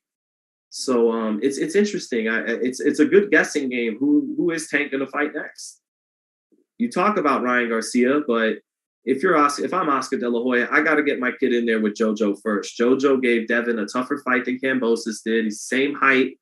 He's the same height as Tank. He's a southpaw like Tank. He's coming off a strong performance. I got to get my kid that fight first, just to give him that look before I throw him to the wolves in Tank. So I don't know what's next for Tank. 30 seconds into the 7th. Good little right hand to the body by Esparza. Again, Guzman, for the most part, looking for her left hook, looking for those more inside range kind of punches. And Esparza a little too far on the outside right now to let her get those in.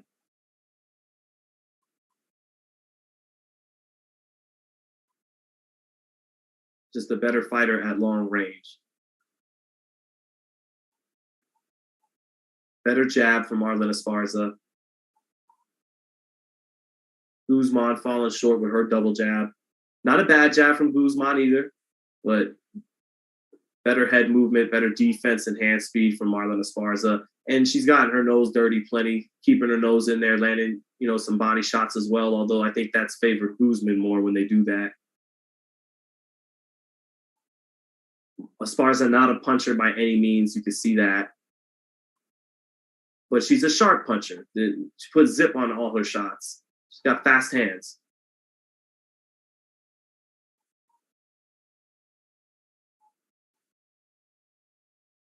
Esparza just a step ahead of Guzman here in the 7th. Faster hands on the outside. Touching her, not getting touched back. And that's 6-1 for Marlon Esparza. 69-64.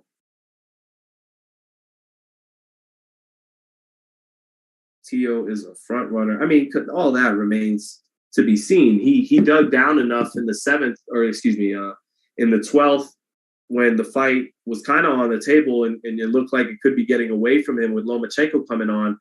Tio did enough in the 12th round to hold on and win that fight, which he was a big underdog in. That's not front runner material. And against Kambosos, he came in the 10th round, bloodied, had been dropped, and he drops Kambosos in the 10th. That's not now he was too spent and wasn't able to finish the job and loses the fight. But, you know, coming back and dropping a guy in the 10th after being dropped and being bloodied, that's not front runner material. And then holding on in the 12th when the other guy's coming on with this onslaught and doing enough to keep him off and win that fight, that wasn't front runner material either. You know, I'm curious with Tio. I said this, we'll probably have this drop soon, me and my man Lance Pugmire. Like with Tio, what came to mind right away was Tyson and Fernando Vargas. You know, like they were these young, ferocious attitude kind of guys, lots of talent, and emotion and passion. And after they lost their first big fights, they came back and were able to be champ again, but not quite the same. And I hope that's not the case with Tio. But unlike Fernando and Mike, he didn't get knocked out. He lost the decision, so he doesn't have as much to come back from, to recover from. So, you know, but I'm hopeful that, because Tio, to me, at 35 and 40, just wasn't born tall enough for 47 or long enough with the arms. But I think at 35 and 40 is a generational talent, like incredible, just incredible sequences sometimes where he can do with his reflexes, punch and power. And he can knock you out with an uppercut, a left hook, or a right hand, or a looping right hand. So, and he has very good hand speed for a guy as powerful as he is. So I really love his talent and hope he'll come back fine. But and Esparza, you know, landing a right hand on the outside over the top of the shoulder of Guzman. Guzman digging in with 2 good body shots, another 2 good body shots by Guzman. Little over 30 seconds left in the 8th. Esparza lands a jab and gets out of there. Guzman comes back with a jab. Guzman having a better round here than she has the last few.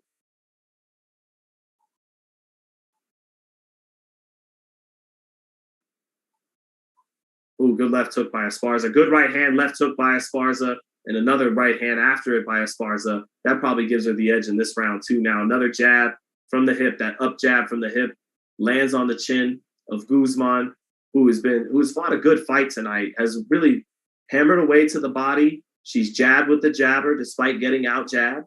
But you're just a step behind the faster hands and boxing skills of Esparza. Let's see here. Let's go Savannah Marshall, says the Chief. I'm looking forward to that fight with her and Clarissa.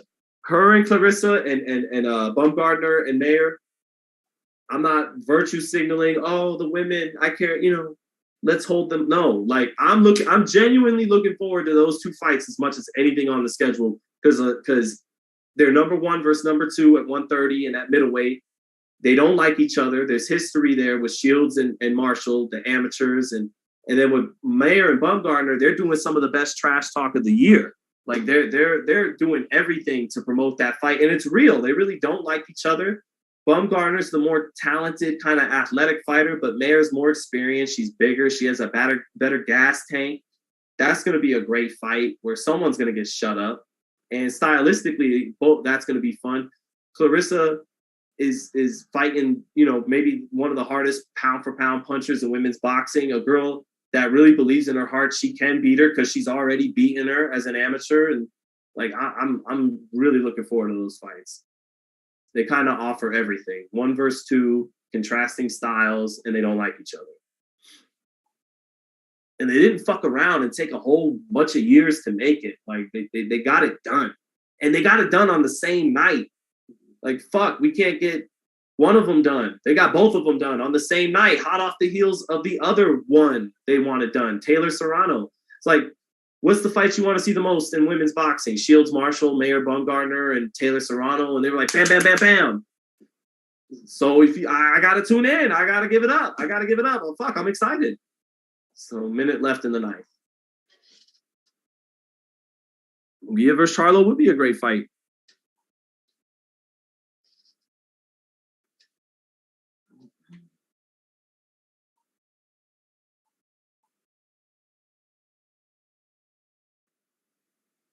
Steve, who do you see winning this round right now? It's pretty even. I think Marlon Esparza is carrying by the jab, but yep, there's better jab. And then in these even rounds, sometimes it's like who's dictating stylistically more. That gives you a clue as to who's dictating in there better. And they're fighting at range, and it's still Marlon's fight. And as we're saying this, Marlon's making it clearer and clearer that she's winning the round because she's touching her up.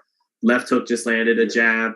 Body shots from Guzman, but not with the same effect as earlier. And Esparza is able to catch her in between punches with good timing, some good counters here and there, and good hand speed, especially from Marlon. She just has good hand speed.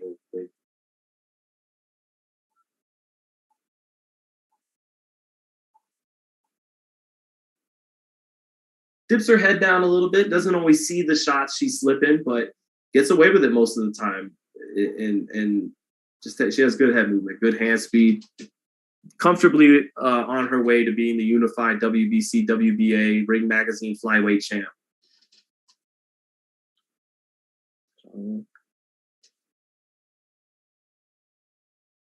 Who's winning? Marlon Esparza is winning clearly. Carlitos G. I want to see Canelo Usyk. Why? Or Canelo King Kong. Oh, I get it. It's a troll at this point. No, I got it the first time. Fundora uses his size to weigh down his opponent, in my opinion. Yeah, and someone's saying, why doesn't Fundora use his jab? It's just not. It's not in his DNA. It's not his style. He likes to rip uppercuts. Probably wouldn't work for him either. I don't think that's like, he's not the most coordinated, athletically gifted guy. It's easy, it's can he really do the whole jab on the outside and make you miss and make you pay as much as he might be doing what he really feels is best, just walk them down and overwhelm them with the fact that I'm able to get down to this weight at this size. And he's really good at throwing that uppercut on the inside and getting leverage on it. I mean, he's ripping uppercuts from Middle Earth and coming up with it. It's smart. Yeah. He throws some of the best. What are they? 4 threes. Oh, good. Left hook, right hand combination by Guzman. Esparza getting a little sloppy on the inside here in the last round. Yeah, Fundora throws some of the best 4 threes in the game. Your backhand uppercut by your lead hook, which would be his right uppercut, left hook. He throws some great 4 threes, Fundora. Minute left in the 10th. Esparza comfortably ahead in this fight. Guzman has gotten some good work in on the inside, but she's been a step behind on the outside. A little too much hand speed and timing in between of her punches. Tagging her with the straight right hand, checking her with the left hook, out jabbing her is Marlon Esparza.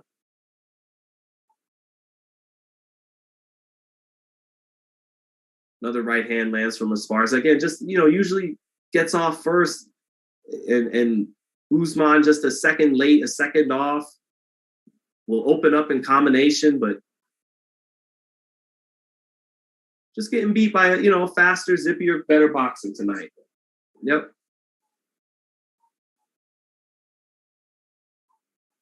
Double left hook from Esparza on the inside. Esparza finishing up with some good work here in the last minute. Just a punch ahead of her on the outside. Stepped in with her left hook twice. Esparza steps in here. And that's it. Scored that 9-1 Esparza, maybe 8-2. But 9-1 Esparza seemed about right. I think it was the 4th round. Guzman won. But good performance by Esparza. Guzman, to me, still showed why she belonged in there for sure. Good body work. Heavier hands than Esparza, but yeah, definitely lost tonight. Let's see. Talking right. Who is winning? Esparza. Ryan's footwork is atrocious, a statue with only lateral movement. He'll be better when he fills out and fights in another weight class. Yeah, I get it. Yeah, he is a little statuesque. People have been saying that for years. But for his flaws, there's just a lot there. Like he's big, man. He's a big lightweight. He's growing into his man strength. He punches hard in both hands, and he's lightning fast with that left hook. Just when you add all that up together, despite the chinks in the armor, that's daunting. You know, that's a daunting package in the lightweight division. You know, size, power, speed, pedigree too. You know, maybe not quite at the professional level yet, but in the amateurs, fought everyone there was. You know, talked to Devin Haney. He'll tell you, no, he was good. He was the goods when we went up against each other all 6 times. So, you know, Ryan, for all the stuff, he keeps his chin in the air. So, yeah, he does. Yeah, he does. He does. But, and I've talked about this before, to get there against a 5'10" lightweight, you got to be in range to land that bomb. And his left hook is coming back like a whip. So, you know, take your chance wisely, you know, at swinging at that chin in the air. Neither camp is going to put Boots versus Ben, too much risk.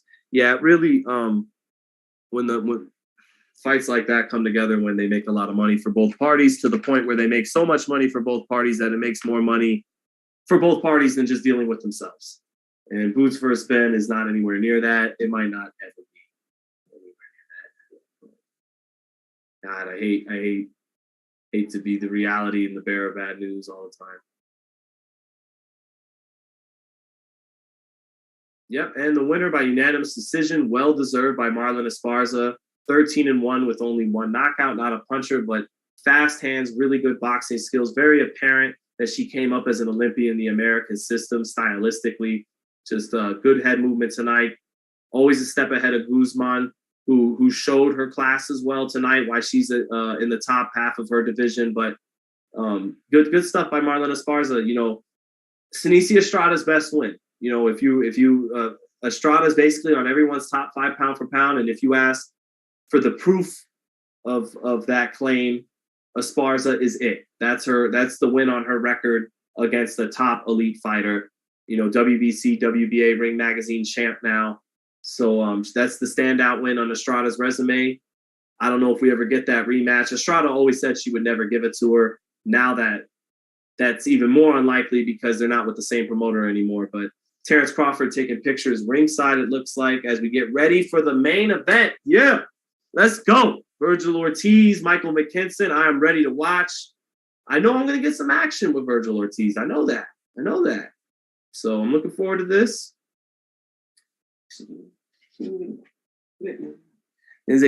you know, let's see. Tank also fast, funny guy. Absolutely, they're both fast. But again, Tank walked Rolly into that left hand, right? He walked Leo Santa Cruz into that uppercut. He walked them into it.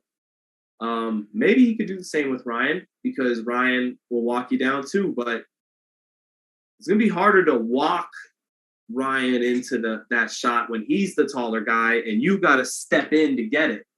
Tank is taking a step back on that uppercut that he hit Santa Cruz with, and he's taking a step back on Rolly. It's the physics, the dimensions of each fighter. It's going to be tougher to do that. I think it'll be more likely that he would have to probe with his lead hand and be a little forward and then duck underneath something and come over the top. He'd have to be the one on the front foot is what I'm trying to say. And in doing that, you've seen Ryan, even with that chin in the air, that once you deliver, his instinct is to boom, let the left hook go like a whip. So it's like, who lands first? I think Tank right now has the edge because in positioning, he understands positioning better than Ryan. He has better, you guys were talking about, he's a statue.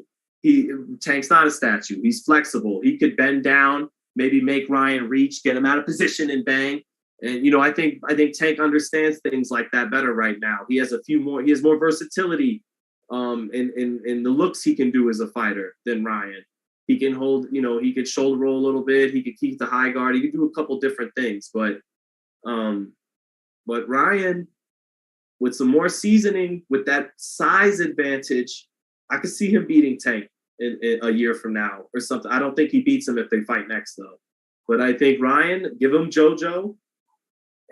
Give him JoJo and let me see it after that, maybe. I think he stands a better chance after getting JoJo, but feed him to Tank next, and I don't think he's ready at all. I think he'll lose that fight. But not ready at all. He still stands a puncher's chance because he's big, fast, and punches hard. But give him some seasoning, man. Give him some seasoning. He hasn't even had a title fight yet. And that's in part through the fault of his own and through the fault of boxing. These kids only get to fight once or twice a year sometimes. Back in the day, at this stage in your career, 22, 23, you fought 3, 4, 5 times a year. So that title fight should have been done already. I definitely, at his age, Tank did have that title fight done already. But that being said, he needs that seasoning to get in there with a Tank Davis, man. You can't go from Javier Fortuna and Emmanuel Tego to Gervonta Davis. Like, it's too daunting a task, Santa Cruz is a legit guy. Pedraza was a legit guy. Tank's been in there with a couple legit guys. Yeah,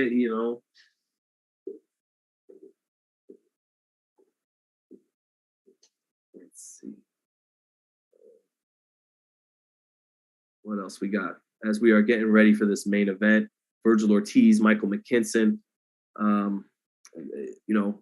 To recap some of the things interesting heading into this, McKinson, not a puncher, 2 knockouts, only 21 wins, just 2 knockouts, but a savvy guy, a southpaw, knows how to fight at long range. And in that regard, gives Ortiz something to look at towards the southpaws, Boots and Crawford and Spence. But thank you.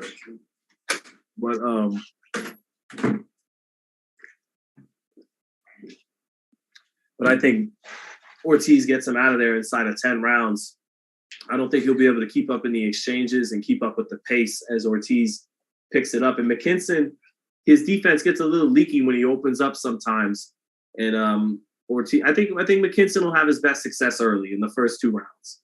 So, but I'm interested to see, does Ortiz look so good tonight that we think that it's time that he's elite, that he can fight with Crawford, who is ringside tonight. Crawford's there. And he didn't leave after Mo Hooker's fight. He could have left, right? He could have left. He doesn't have to stay to watch Vergil Ortiz, who happens to be his mandatory.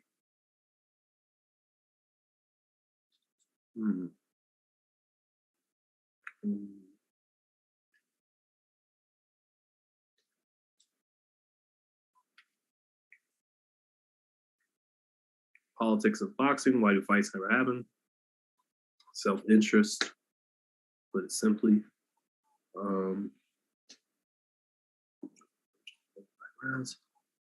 He can't go with Crawford. Tank fan here. Is it going to start now? Yeah. Will not eat Skittles next time. They take too long to chew. Make you quiet. Yeah, this is Vergil's first fight with Manny Robles. McKinson, a plus 700 underdog, huge underdog tonight. I think the odds makers got it right. I'd be very surprised if he wins this fight. Ortiz has never had anyone make it to the final bell, 18 knockouts and 18 wins. I think he makes it 19 for 19 tonight. He's a mean kid in there too. And gets better as the fight goes on. Let's see if he shows us anything, a little more flexibility up top defensively.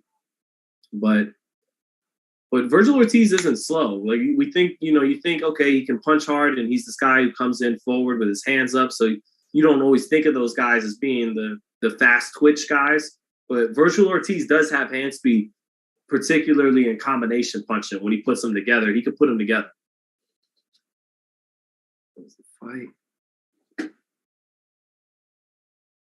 Defeated, Tank posture. So yeah, now we're just looking at some highlights of Michael McKinson. His last fight against Alex Martin. Alex Martin tonight got dropped by Hank Lundy.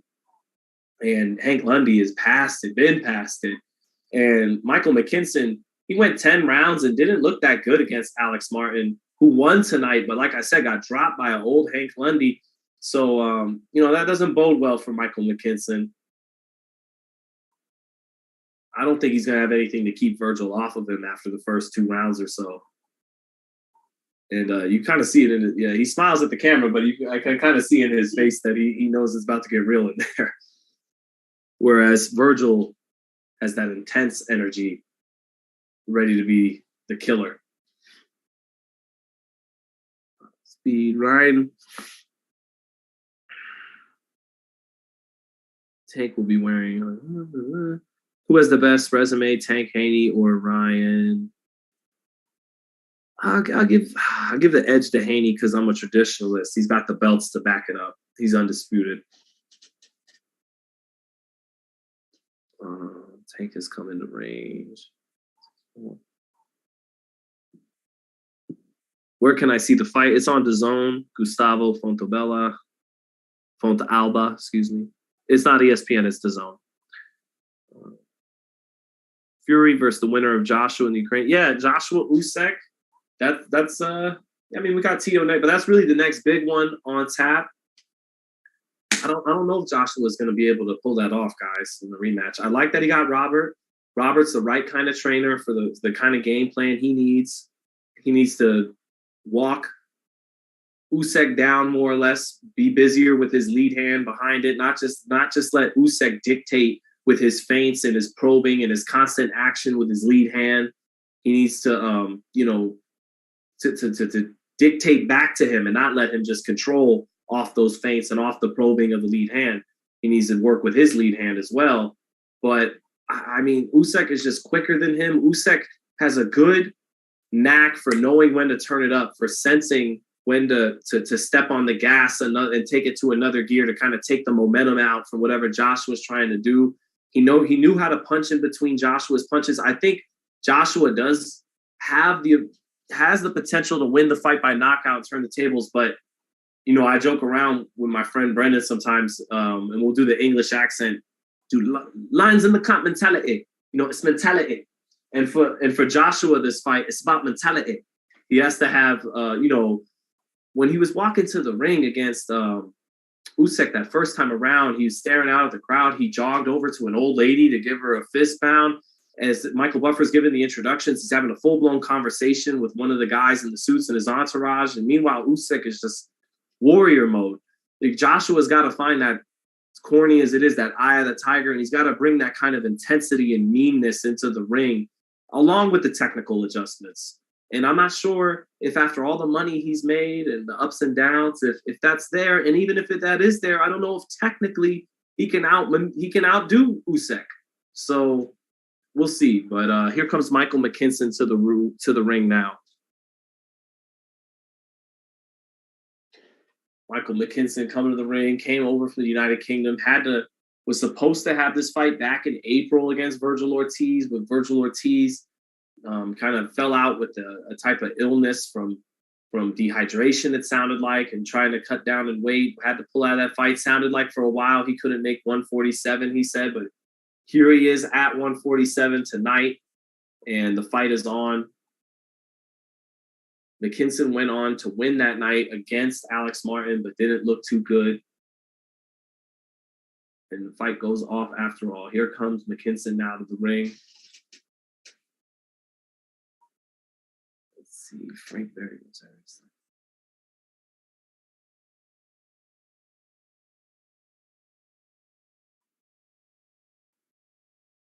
Usyk is too elusive. Joshua doesn't have the dog in him. Well, anytime, like, Joshua had, along with Fury, Wilder 3, and Lewis versus Klitschko, the best heavyweight fight of the new millennium when he fought Anthony Klitschko. He showed a lot of dog against Vladimir Klitschko. So Anthony Joshua has shown us dog, just not as much as of late. And he'll need that against Usyk. He'll have to impose himself and his size. So much easier said than done against a crafty, super skilled fighter like Usyk, but he's going to have to find a way to do it. It probably begins with the lead hand and imposing himself, different mentality in that fight. Danny Bonaduce can not knock out Tank. Danny Bonaduce was a 5'5" juice head that couldn't do that. The only guy he beat up was the Survivor guy. I don't know, the scumbag from Survivor or something. But anyways, here comes Michael McKinson to the ring. Into the arena now, no longer in the bowels of the stadium, dapping up some of the fans in the crowd. And, you know, a little tense look in his face. I think it's about to get real. He never fought anyone like this in the pros, like Vergil Ortiz. A little hype getting into the ring, but I expect a little bit more of a sinister, intense demeanor from Vergil as he makes his way to the ring. I don't know if he'll be clapping hands with fans. But McKinson in the ring, 2 knockouts and 22 wins. Southpaw, rangy, crafty. And he'll look to spoil Vergil Ortiz tonight, who has got that 100% knockout streak. Ortiz knocking out Mean Machine and Maurice Hooker, 2 best wins on his resume. Mean Machine able to knock out Mean Machine in just as many rounds as Terrence Crawford was hurt in that fight multiple times, but I believe never went down. And now here comes Vergil Ortiz in a classic Mexican robe, red and black colors. Face nice and warmed up, good sweat worked up as he is heading out the dressing room now. And that intense look, as expected, is there. It's a mean kid who got, mean kid in the ring. And relatively nice kid outside of it, but was a little feisty this week in fight week, getting off on reporters, mad about certain things that were said about him, apparently, when he wasn't able to fight McKinson the last time around. But a mean Vergil Ortiz, I think we're getting in the ring tonight. A guy who started to talk about other fighters chasing him for money. Maybe not a comment you love from a guy at this stage who's not a world champion yet, but looking forward to seeing this exciting 24-year-old tonight, along with Boots Ennis, the most exciting young welterweight in the division.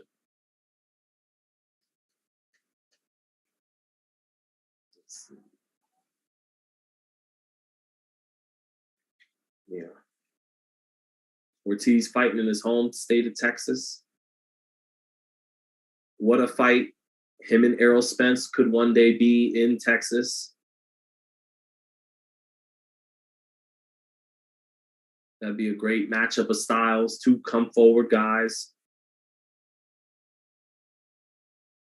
Now they're showing a highlight reel of Vergil Ortiz. Great combination puncher on these highlight reels. You really could put them together, and I think that's what's going to cause McKinson problems as once he finds his range and figures a few things out from the crafty McKinson. I think once he puts his combinations together, McKinson's not going to have an answer for those 4th, 5th, and 6th, 7th punches. He's a guy who likes to pop shot.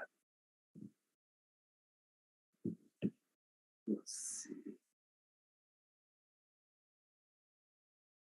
Just checking the chat here and there. Yeah, I'll let you guys have fun with it.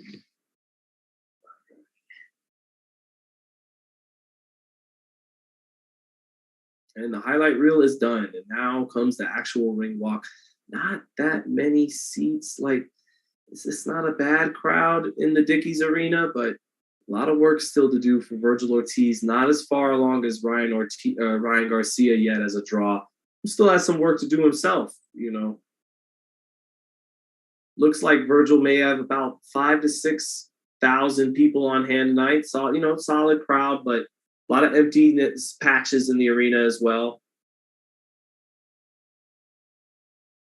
But the crowd is all there for him. Lots of cell phones out. Lots of Mexican-American fans in the Texas area came out to support. But not a sellout, not close to a sellout. Entire upper deck vacant and patches of the lower bowl as well. But definitely a good, healthy couple thousand on hand tonight for this fight.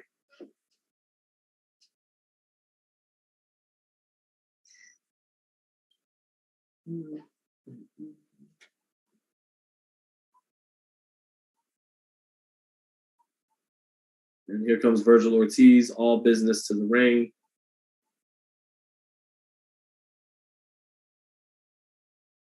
daps up his promoter Bernard Hopkins and Oscar De La Hoya. And he shadow boxes with his uppercuts a little bit as he walks his way through around the ring. Again, nice and warmed up, good sweat built up. Some random guy ringside is excited at the zone.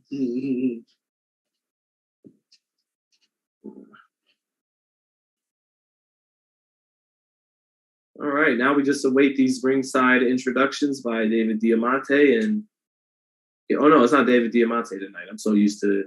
It's not Matchroom. It is some guy doing the announcements tonight.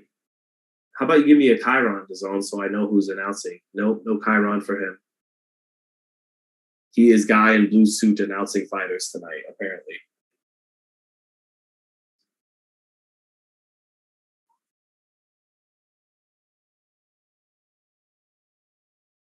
Yeah, 12 rounds in the welterweight division. Looks like we got some people coming in now. What's up for people just joining us? Ring introductions taking place now. Both Vergil Ortiz and Michael McKinson getting introduced for this welterweight scrap as we're set to kick it off in round one in just a few moments here. Thanks, everyone, for joining tonight. Always so much fun to do this for you guys. I'll be back again live for Tiafimo next Saturday. And a lot of content that we want to start dropping soon. A lot of stuff we're working on.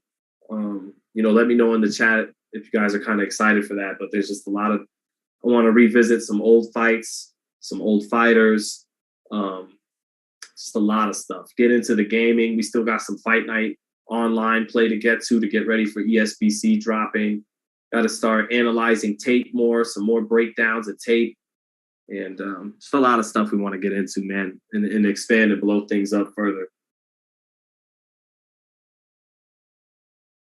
Lawrence Cole, man. Busy night for Lawrence Cole. They're giving him all the fights. Texas's finest.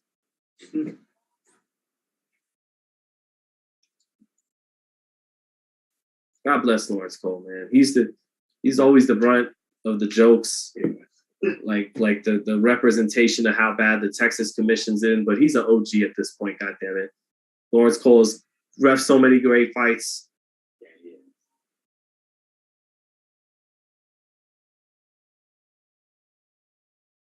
He was in debt, I don't know. Larry Merchant explained it when he was reffing Vernon Forrest versus Shane Mosley's rematch or something like that. And he explained he was in debt to one of the promoters and somehow was working as the referee for the promoter's fight. And he's like, only in boxing would that conflict of interest be allowed to happen? You're going to ref the fight for my fighter and you owe me money. Do you think you're gonna let my fighter get some low blows in and submit? Yeah. Do you think you're gonna give him an extra second or two on a knockdown, or yeah? Franklin Pineda, you got it, man. Happy to do it. Ortiz after Tio wins. Conor Ben versus Ortiz. All right, Vergil getting introduced now. Vergil, body looks good, but he might, body looks good, but not quite in the kind of shape you'll see from a Spence or, but still might benefit him at 54, but definitely in great shape, don't get me wrong.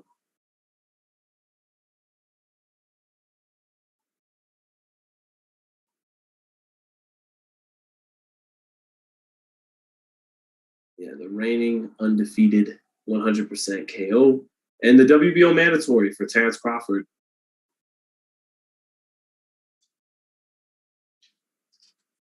How many rounds do I think this will go? I think Ortiz inside of 10.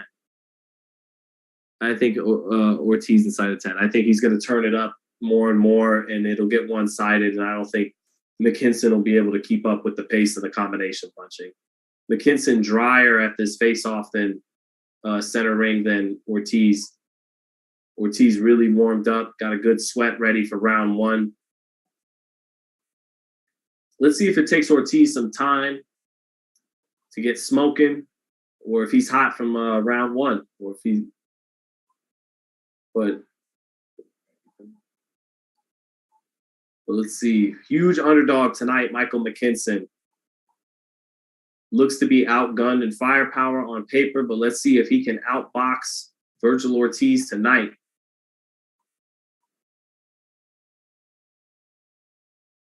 Round 1, and we are off. McKinson at English style, hands up high, being rangy with it, southpaw stance. Ortiz out of the high guard as well, using,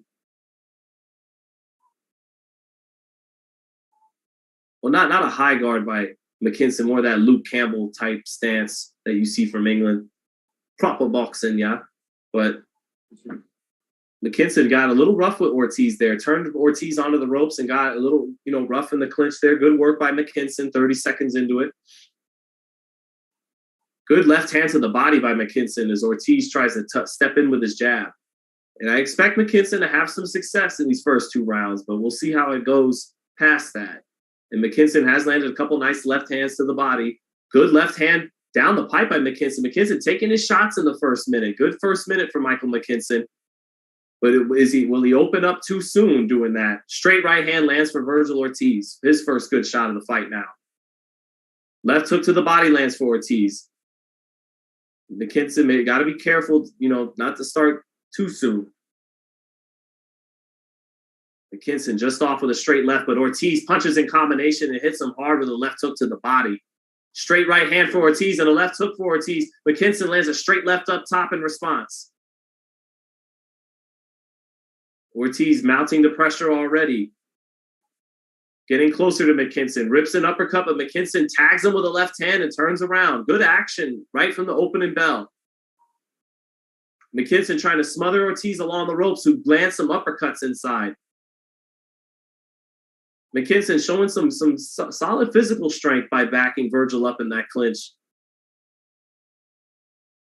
Vergil just off with a left uppercut off the right hand. McKinson back with his uppercut, 1-2, but Ortiz, good high guard, catching all those shots.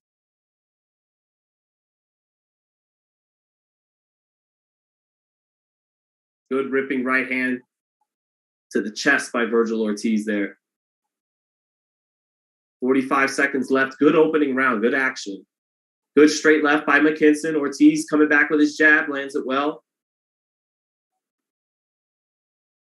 Ortiz landing a hook almost around the guard as McKinson gets his hand up. McKinson spinning out. McKinson clinching already a lot in this round. A little sloppy. Oh, hard right hand for Ortiz. McKinson shook up by it. He ducks underneath what's coming back after. Ortiz letting his hands go. McKinson clinching. That right hand shook McKinson up. But Ortiz bleeding a little bit from his left eye. That was from a headbutt. Again, like I said, McKinson getting a little sloppy in there in these clinches, reaching out, trying to grab Ortiz a little wildly as when Ortiz opens up. Doesn't want to get caught in too many exchanges with Ortiz, understandably. Had a good first minute in this round, but I think Ortiz is winning the round now. Landed a hard right hand that knocked him around a little bit. McKinson just off with a check right hook as he tries to spin out. Decent footwork by McKinson, and that was a good competitive, spirited first round. McKinson had a good first minute, did land some left hands, but I thought Ortiz's power having more of the effect shook McKinson a little bit with a right hand there. 40 seconds left. 10-9 Ortiz in a good competitive first round. And yeah, you can see the power from Vergil Ortiz. He can punch, man. He is explosive. You can see the dynamite in his hands. And that right hand got McKinson's attention in that last minute. Little blood over Ortiz's left eye, but that was just from a headbutt.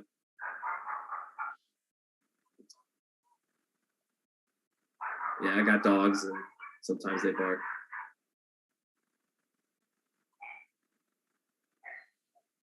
Oh. All right. Back into round 2. Man, about that. I have to go down there and tell him to shut up. All right, round 2. Ortiz comes into the center. He told him to shut up. I'm going to have to ask my dogs to shut up. Good check right hook. Kind of clubs Ortiz on the side of the head. Now McKinson tries to land in a left uppercut. Ortiz getting a little tired of the roughhousing by McKinson in the clinch there, pushes him back. Ortiz just off of his left hook. McKinson using his feet to spin out. Ortiz touching him up a little bit. McKinson measuring, shoots a straight left to the body, then comes up with a left hand up top, but Ortiz blocked the headshot. Ortiz good at keeping his hands high and catching some shots coming back, applying pressure. Good right to the body by Ortiz, and he brings the left hook after it, but McKinson able to give half of his body, like I said, good sharp jab by McKinson.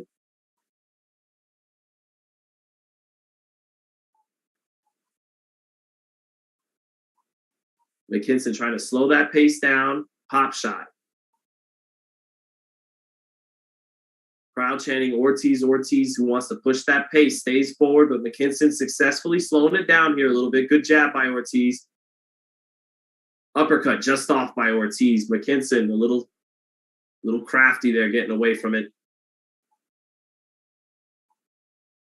Halfway through the second, Ortiz reaching and missing. McKinson dipping down and spinning out, clinches, and then separates. Good jab by McKinson, and then he hooks off the jab as he turns and pivots out to his right. McKinson dropping that right hand to his waist a little bit. Up jab, hooks off the jab. Ortiz comes back with left hook to the body. Left uppercut by Ortiz, but decent defense by McKinson. Minute left in the second, close round. McKinson having a good last minute plus, kind of outboxing Ortiz a little bit here. Good head movement by McKinson. Ortiz, hard double jab by Vergil Ortiz, though. 2 shotgun jabs knocked the chin up of Michael McKinson. Ortiz staying with those hands on his temples. Good jab by Ortiz, and he hooks off the jab. Good 2 left hands by Vergil Ortiz. Having a good last minute now. Taking control back of the round.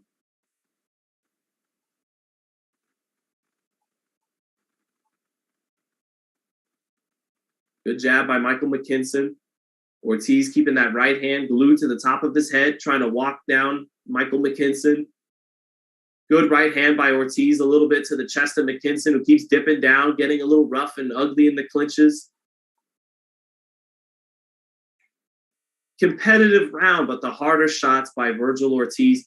Thought he really knocked around his head with his left hand there. A couple of hard thudding shotgun jabs in the last minute. Hooked off the jab once there. So I got this 2-zip Vergil Ortiz, but McKinson in the fight early as I expected in these first 2, but let's see if it gets worse for him now. Ortiz doesn't look like he is on Spence and Crawford's level, says Mr. Boz, ex-bully gamer. Well, these are the fights to get him ready for it. Southpaw is looking to fight off the back foot. Ortiz is barely going to the body. No, he's gone to the body some of the times. He's landed a couple of hard left hooks to the body. Good double jab again on that replay for Vergil Ortiz. Sometimes he throws that jab like a shotgun, like it's a right hand and not just a jab or a rangefinder. But 20-18, Vergil Ortiz, though McKinson able to pop him with a couple of jabs and a couple of straight lefts, a couple of body shots with the left hand in round 1, but 2-zip Ortiz. Here we are in the third.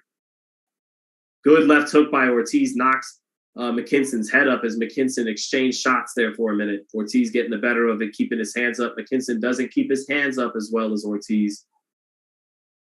Relies more on his feet and spinning out on his pivot, giving half of his body, dipping down.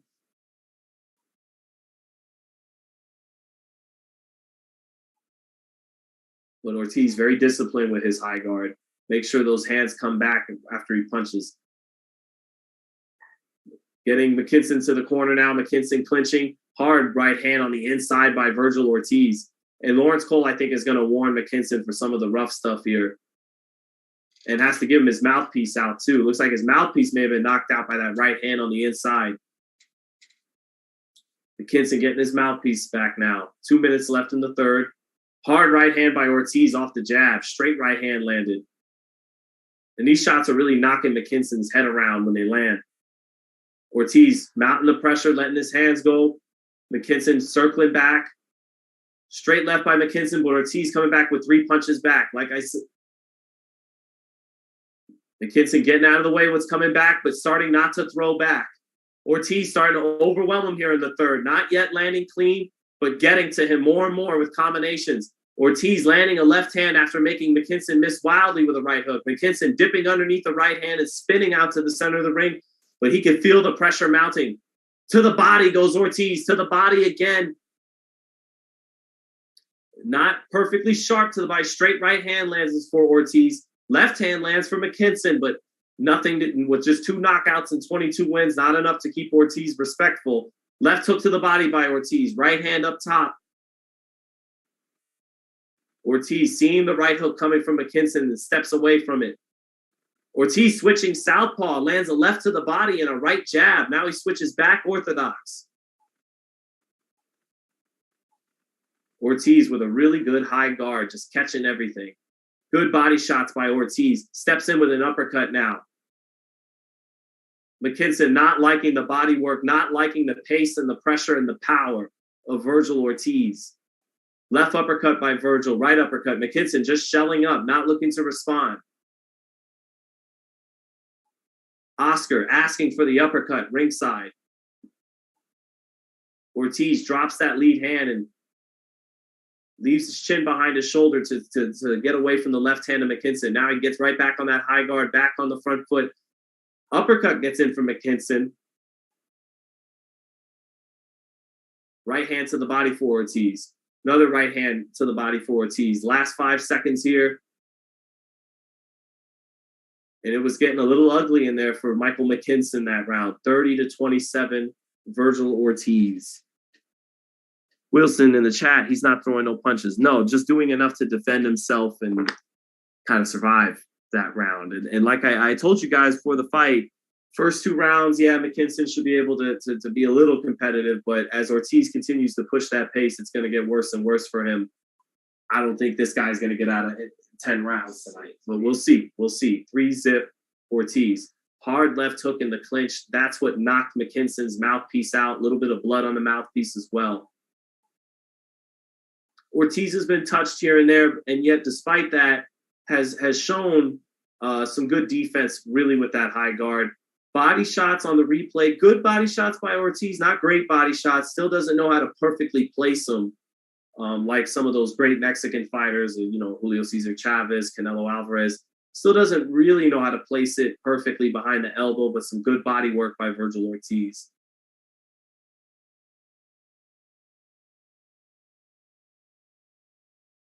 Ortiz starting off the jab, rips 2-3 punch combination. McKinson immediately off the back foot tries to shoot that straight left through the center of the guard of Ortiz, but good guard by Ortiz. Now McKinson trying to step in again with a 1-2-3, gets the right hook around the guard of Ortiz a little bit. Decent 3-punch combo there by McKinson, the kind of stuff that will be big trouble against Terrence Crawford for Ortiz, that kind of look that McKinson was able to land with.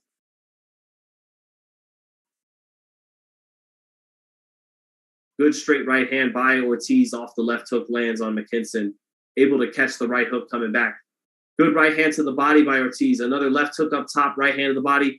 McKinson covering up, but the power and the force of these shots busting through a little bit as he covers up. Oscar asking for the body attack ringside. Oh, big right hook from McKinson. Ortiz got a little reckless there and walked right into it. But McKinson, not a puncher, but Ortiz felt it. That was a good right hook by Michael McKinson. Best shot of the fight so far in the 4th for McKinson. But 2 knockouts, Ortiz able to walk through it. Good right hand again by McKinson lands. Defensive deficiency showing up for Ortiz there.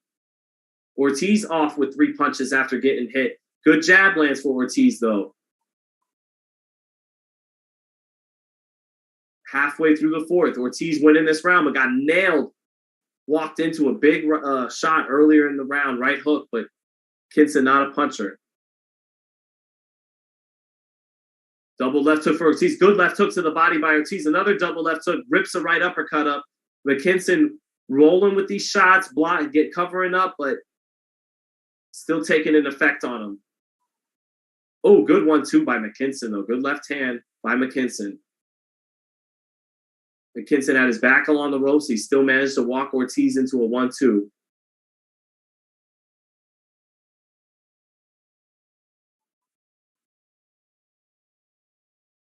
Ortiz going to the body, left hook, right uppercut for Ortiz.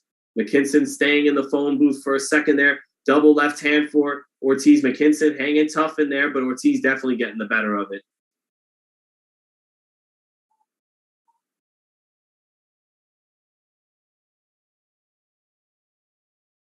McKinson's energy already looking a little, a little less like McKinson dipping down from some of Vergil's right hands here. 20 seconds left in the fourth. McKinson did land and walk Vergil into a big right hook earlier in the round, but it's been another Ortiz round. He can't keep up with the pace and the pressure. Good body work by Ortiz. Not landing them fully cleanly, not fully getting them around the elbows, but good body work. And McKinson knows it's a tough night so far. 4 rounds to nothing, Vergil Ortiz.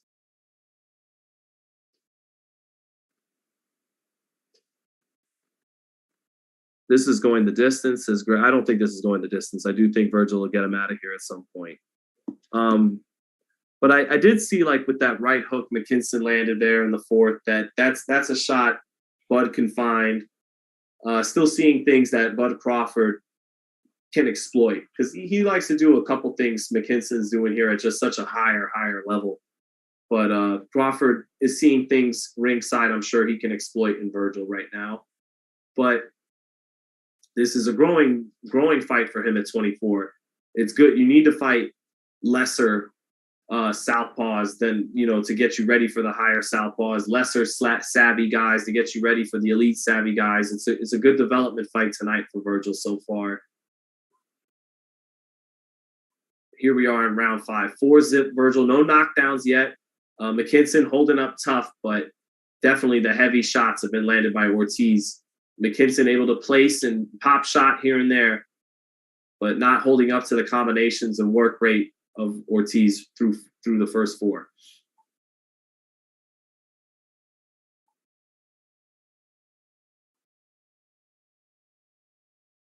Ortiz still not, putting together the perfect picture combination that he wants yet. McKinson slick enough, crafty enough defensively to make a miss off the mark with some of his shots, his combinations. What's Crawford saying? Let me hear what Crawford's saying about this fight.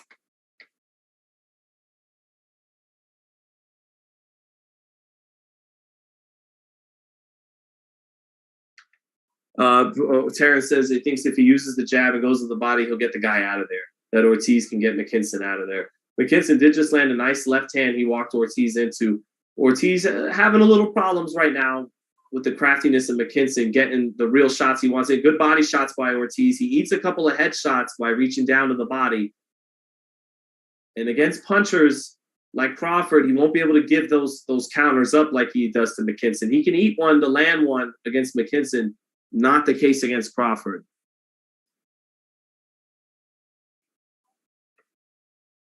Ortiz having a little bit of a tough round offensively, off the mark as he's cutting the ring off, trying to cut the ring off.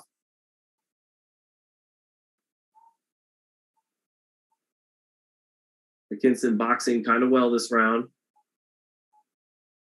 Not well, but, giving Ortiz problems here in the 5th. Yeah, just playing spoiler. Yep, here in the 5th. Minute left in the 5th.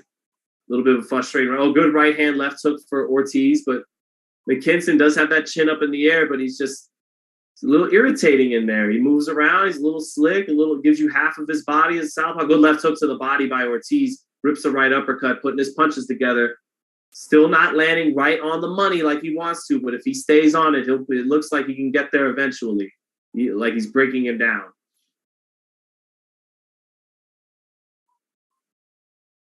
But he's got to stay on it because this kid wants to take him the distance. This kid wants to go 12, and he knows how to do it. He knows how to throw a shot here and there to keep you honest. Knows how to be a little slick, a little savvy. And that's not what you want if you're Vergil. You don't want to go the distance. McKinson successfully slowing down the pace like he wants it to here in the 5th. He doesn't win the round, but he doesn't get punished either like he has in some of the other rounds. 5-0 Ortiz. That's not the kind of round Ortiz wants to fall into. That's not impressive. And he doesn't want to fall into that. That's what McKinson wants. Will be happy to go 12 doing that. Ortiz is going to have to keep his foot on the pedal, but 5-zip Vergil Ortiz.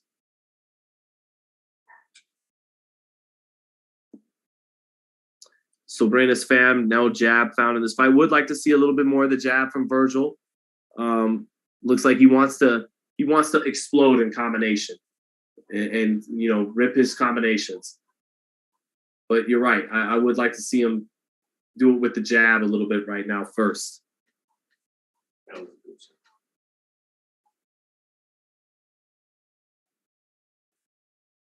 Round 6. And again, for McKinson, I'm just seeing from him right now, he would be happy to make the distance in this fight. I think that's turned into more of his goal already in the 6th. And it could be frustrating to fight guys like that. Southpaw, not really trying to win, but good double jab by McKinson, straight left hand, enough to keep the guy honest in there right now.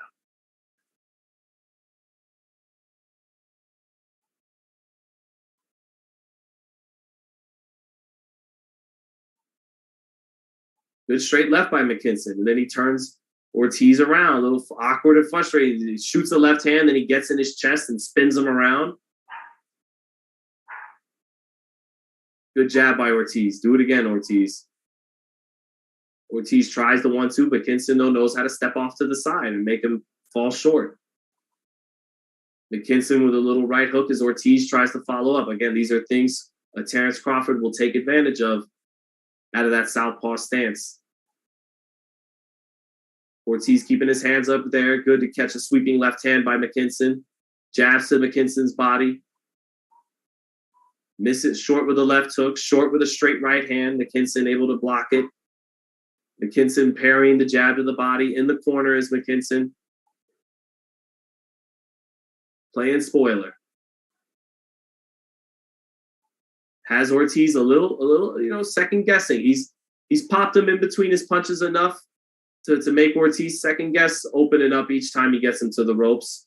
Wants to time him correctly. 1-2 for Ortiz, but McKinson getting his head off the line. McKinson stepping in with a right hook. Just right hook lets you know I'm still here. Right hand for Ortiz after missing 1-2. Straight left hand pops for Michael McKinson. Not really pop on it, but did land it. Body shot for Ortiz, but McKinson shelling up good once those body shots come.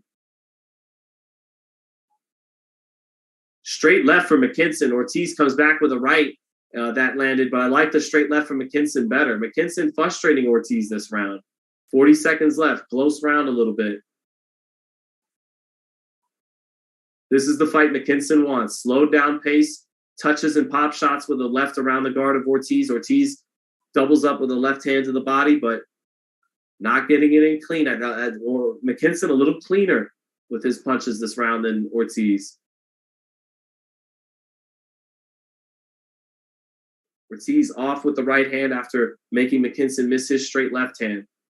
10 seconds left. McKinson kind of round in terms of the pace that it was fought at. Good right hand to the body by Ortiz. McKinson tried to land a left up top at the same time. Maybe a round for Michael McKinson. His straight left hand was cleaner than whatever Vergil got in that round, but he was playing keep away, just trying to pop shot. Maybe the judges don't reward that, but maybe McKinson did do enough to win that round. Could see it 5-1. So what do we think, chat? What do we think, chat? How's Vergil? Is Vergil looking ready for Terrence tonight if he gets his WBO title shot? George Furman, McKinson fighting Olympic style with slaps to touch. I said he's fighting like the Luke Campbell style, that English Luke Campbell style, the high up, high, keeping your hands up high like that, and I don't want to call it the high guard because the high guard is keeping your hands, by your chin and by your face, and they extend that lead hand but keep it high. But yeah, I got this 5-1. Ortiz could honestly see 6 zip, despite McKinson popping him with a couple of straight lefts there in that 6th round. Ortiz still got to the body, still was more active, bringing the fight. But McKinson has frustrated him in the 5th and the 6th. And here in the 7th, McKinson touching up Ortiz a little bit as Ortiz comes in with the high guard, not landing clean, but working around the guard just a little bit. Ortiz going to the body, but, not landing on the button these last couple rounds against McKinson. Was landing cleaner early, actually. McKinson, frustrating style to deal with at this moment.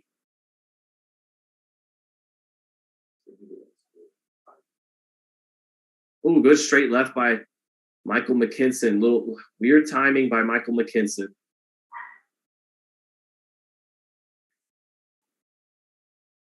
It's a frustrating style. Ortiz having to stay on top of him. The guy moves to his right, he moves to his left, he gives half of his body, and then he jumps in with one shot. He picks a straight left down the middle. And Ortiz trying not to walk into that one shot. And he is a little bit right now in the 7th. And McKinson is maybe a little half step ahead with his tactics right now, even though he's not doing a whole lot offensively halfway through the 7th. Right hand for Ortiz lands as McKinson's spinning around. Right hand, left hook lands for Ortiz, and he goes to the body. Good body shot by Ortiz off a left hand up top. McKinson forced to just stand there and cover up. Good sequence for Vergil Ortiz there. Ortiz throwing McKinson into the ropes, a little frustrated, like I said. Minute left into the 7th.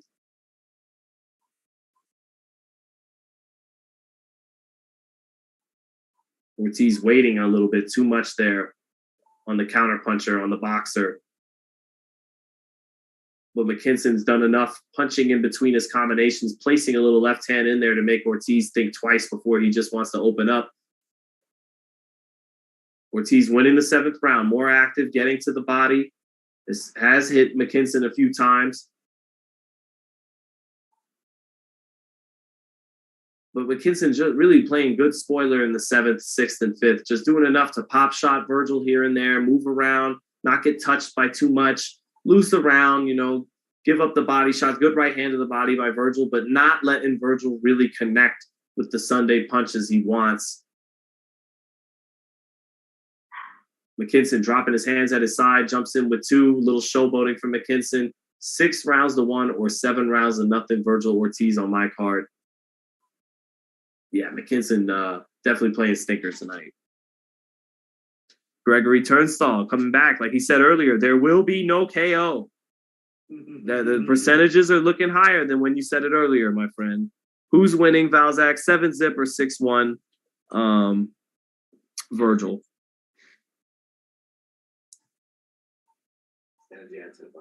Has McKinson outboxed Ortiz? No, in spots. He's made him, look beatable, and he's frustrated him in spots and pop shotted him in spots. But to outbox would mean he's actually winning rounds, and so no, he's not doing that. But in spots he is, yeah. It's not consistently. Sam Clark 4-3 McKinson. You love that style a little too much. You're giving him too much credit.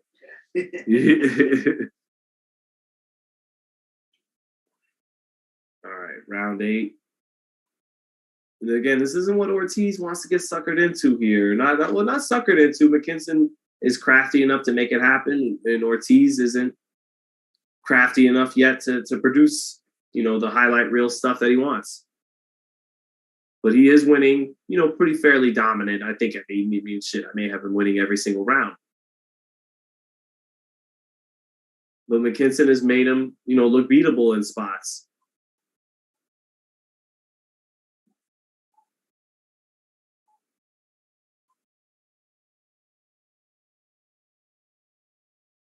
McKinson fighting at range here.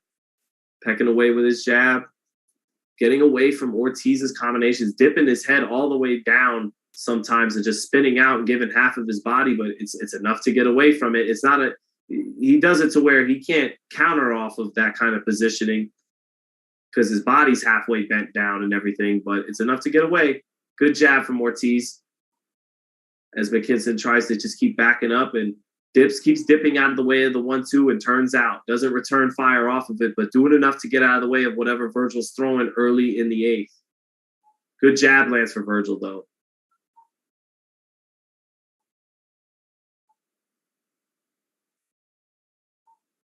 McKinson really being a good stinker here. Mm-hmm. Ortiz trying to counter McKinson, trying to time McKinson. But when you try to time McKinson's pop shots, now you're here posing and waiting for 30 to 40 seconds at a time, waiting for him to throw the one shot. And that's the slow pace he wants. But it's easier said than done than for Vergil to just turn it up because the guy has been good enough to punch in between his shots and pop shot him here and there. And then Ortiz doesn't want to just start getting caught and giving up shots. So you're forced to kind of do a workman-like performance and take what he's giving you, flurry to the body, stay on top of him.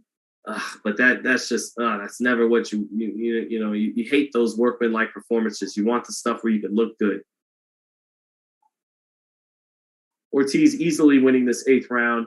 McKinson fighting completely off the back foot, not taking any chances. Good body shot by Ortiz as he gets McKinson against the ropes. Good job by Ortiz throwing 3 punches up top just to land the body shot. Body shot puts down McKinson. It was the left hook to the body. Down goes McKinson in the 8th.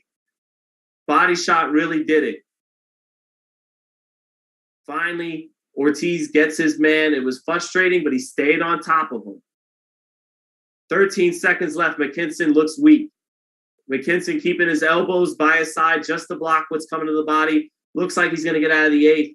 Up on his bike.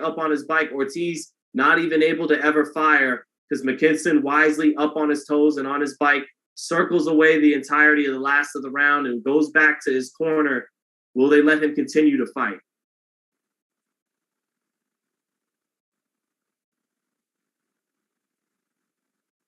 Let's see here. It looks like they will keep letting the fight happen, but that was it. Down went Michael McKinson in the 8th, finally off a left hook to the body. I think it was a right hand of the body that really got McKinson going a couple seconds earlier.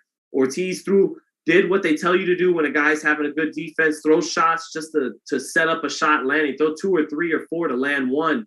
Beautiful left hook to the body for Ortiz on this replay.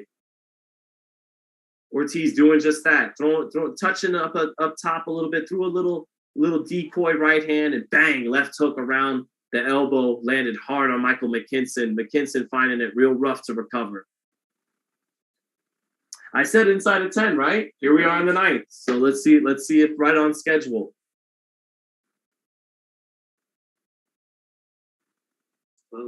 Down goes McKinson again to a body shot. He's had enough tonight. He's not going to be able to withstand anymore after these body shots. Cole, 7, 8. He's up at 8. He ain't got nothing left, though. The body shots, he can't recover from the body shots. 9th round, Vergil Ortiz is closing in on the kill here. Right hand, left hand to the body. McKinson running away, and the towel is thrown in. It's a 9th round stoppage off of the body work from Vergil Ortiz. He hugs Michael McKinson. McKinson was a crafty southpaw, a frustrating guy. He's apparently trying to explain something, some type of injury is McKinson, but Ortiz happy to get the knockout, almost still a little frustrated, like, fuck, that guy was frustrating, but he gets the stoppage. Doesn't let this guy spoil him and stink him out for 12. Good, not a great performance by Ortiz, but a pretty good one. Anytime you get the guy out of there and damn near won every round or did win every round, you can't criticize too much. But he would have came up short against Terrence Crawford. Terrence Crawford, big grin ringside right now, smiling big. Still too green for Terrence Crawford. Wouldn't be able to see all the angles and the counters coming from Crawford. He'd be walked into some shots tonight, but he's going to get better from tonight. I guarantee you that. This was a part of his development. He got a look at a crafty, frustrating southpaw, rangy southpaw, and it's a step forward in getting ready for a Terrence Crawford or a Boots Ennis. a B plus, maybe A minus type of performance for Vergil Ortiz. I think so. 19-0, 19 knockouts. So good stuff by Vergil Ortiz here. De La Hoya happy in the corner. So it was a good start to the fight for Vergil Ortiz. He was getting pop shotted a little bit, but he was getting off and landing 2, 3, 4 to 1, knocking McKinson's head up with a number of shots. And then in 5, 6, and 7, McKinson began to really successfully stink the joint out a little bit. He started shooting through the center, knocking Vergil's head up with little pop shots here and there, was savvy enough to with his counters to time Vergil in between punches, and that's a problem against a Terrence Crawford. But Vergil stayed on the front foot, stayed consistent, kept to the body, wasn't as accurate as he wanted to, but eventually he gets through with a body shot in the 8th, and he gets through with another body shot in the 9th, and that does it. And Bernard Hopkins is talking about how he loves the body shots in the corner with Vergil Ortiz right now. And Vergil, big welterweight, almost as big as Bernard Hopkins, who was a light heavyweight in the ring. Good stuff. Let's see here. What you guys think?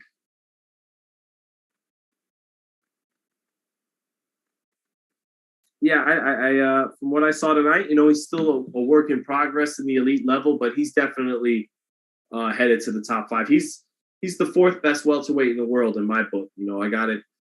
Crawford, Spence, Boots, and then Ortiz. I think. I think you know what though, a guy like Keith Thurman tonight would have been a tough fight. Rashidi Ellis is a tough fight. Him and Keith Thurman would be a good fight, but that's not going to happen. But I'm not sure Golden Boy's ready to put him in there with Crawford after this. Not quite.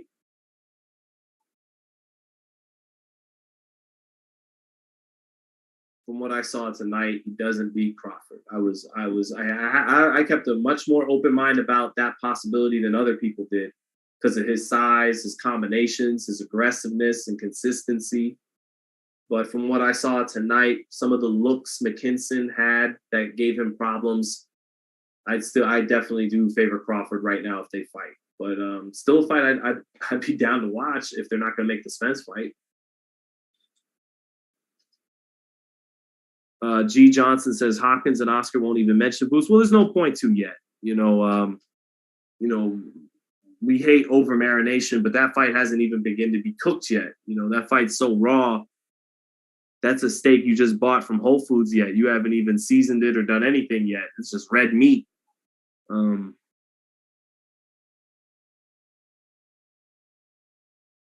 see here. Someone said you named 3 black fighters. Like, bro, you're doing the most. They happen to be atop the division. Like, who holds the WBC, the WBA, and the IBF? Errol Spence. Who holds the WBO? Terrence Crawford. Who's the best talent in the division? All right, Boots. Okay, so 1, 2, and 3. Number 4 is Vergil. It's not like that. It's not like that.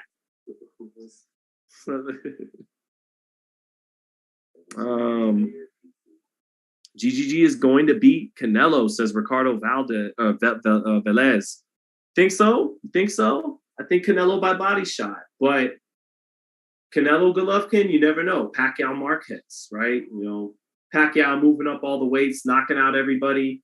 He's on another level. This time when he fights Marquez, he's going to wash him in this new weight class that Marquez has never won a title in, and Pacquiao has moved up and done all these great things, but then you throw him in there, and Marquez's old ass still gave prime Pacquiao all he could handle a 3rd time and then knocks him out a 4th time. So maybe Triple G is Canelo's Marquez in that scenario. But I think from the moment I saw some of the combinations on the inside and to the body Derevianchenko was able to land on Triple G when they fought, I said that's curtains for Canelo at that range when he gets to the body.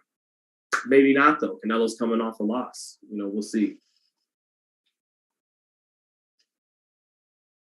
Armando, thank you for saying good commentary, bro. T-Swaff1 says, no, it's your secret bias. You know what? We're about to debunk that right now. About to debunk that. Let's go. Floyd Mayweather, African-American. Marcos Maidana, Argentinian. Manny Pacquiao, Filipino.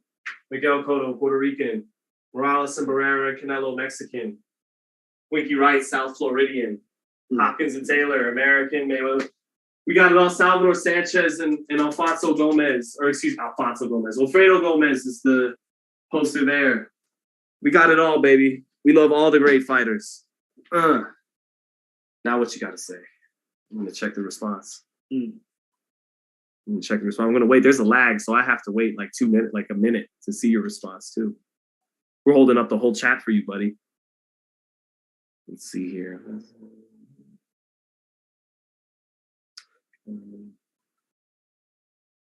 This guy's too hard on Vergil after the injury. Trainer changed into tricky southpaw. No. If I was being too hard on Vergil, I'd go, that's it. Crawford washes me. He's 24. Crawford's 35 and been in title fights for a decade. Vergil has not been in a title fight yet. Of course, Crawford should have the edge right now. Vergil is developing. This fight is going to make him better. He's going to be better the next time I see him because he dealt with a tricky southpaw. He'll be better off if he fought Crawford next. He'd be better off heading into the ring with him than he would have tonight. It's a work in progress. He ain't there yet. What do we got? Super chat. Great commentary. Place bet at the end of the 8th and 4th. Finish work in 2 hours. Oh, no face box. That's my favorite. That's my favorite that I like to envision is getting people at work that can't catch the fight. I really hope you guys enjoy it. So thank you so much for the donation. No face.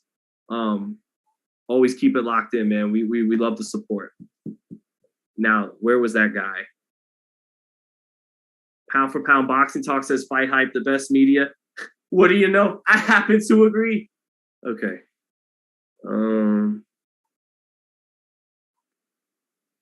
Isn't that crazy that I agree? Great commentary. No, okay. It looks like Vergil is not in a hurry. He knows he can, but is not desperate to take number 1. Thank you, Adrian. It's core. Joe G, appreciate you, man. So about does it for tonight. Let me see what else can we touch on before I get up out of here. Chat anything you guys want me to touch on. And also, man, we want to get these Throwback Thursdays going where we revisit old fights. And I don't know which one I want to do first, where we kind of do a watch along and a round by round of a controversial old fight. Like we could do De La Hoya Trinidad, something like that. And all of us in the chat rescore it, rewatch it, give it a final verdict. Or do we start with that? Or do I bring on someone, another boxing head, maybe someone like my man Steve here, another boxing head, or someone from another channel or a fighter, and we can revisit, kind of like Bill Simmons has done with Michael Jordan. He calls it the rewatchables. I could go back and do that with Duran or Floyd and rewatch 5 or 6 of their fights and kind of just give an hour-long analysis. But let me know what you guys think.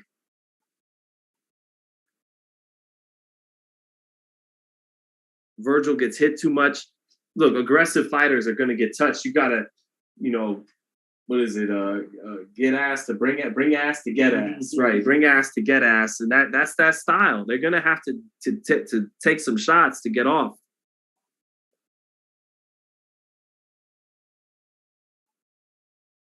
You can't beat Spence, bro. Christopher Ortiz, much love, bro. Thank you. All right.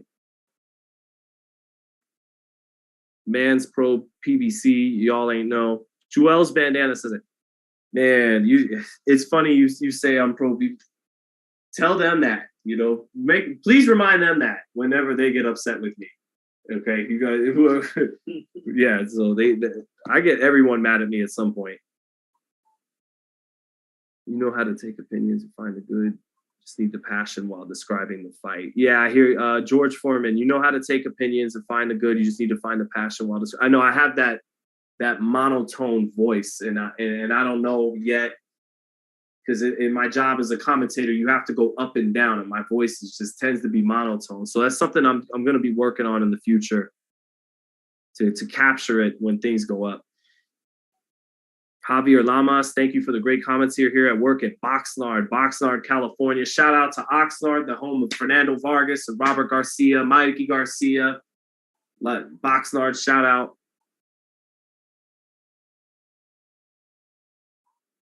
I hear you on the constructive, criticism, George Furman. And yeah, so all right. That's about it, guys. So that's it. I don't know. Maybe I go ahead and react to this tomorrow morning with another vid, but we'll see. Thank you guys for tuning in. Again, Vergil Ortiz, 9th round stoppage off the body work, takes a step towards his development for the elite southpaws in the division. Boots, who switches southpaw. Crawford, who fights a lot of rounds, most of his rounds southpaw, and Spencer's a southpaw. So gets the knockout in the 9th. He gets a step in the right direction to get ready for the elite. And that's it for me tonight, folks. I will see you all live here in Vegas at Resorts World. Teofimo Lopez versus Pedro Campa here in Vegas. See you guys.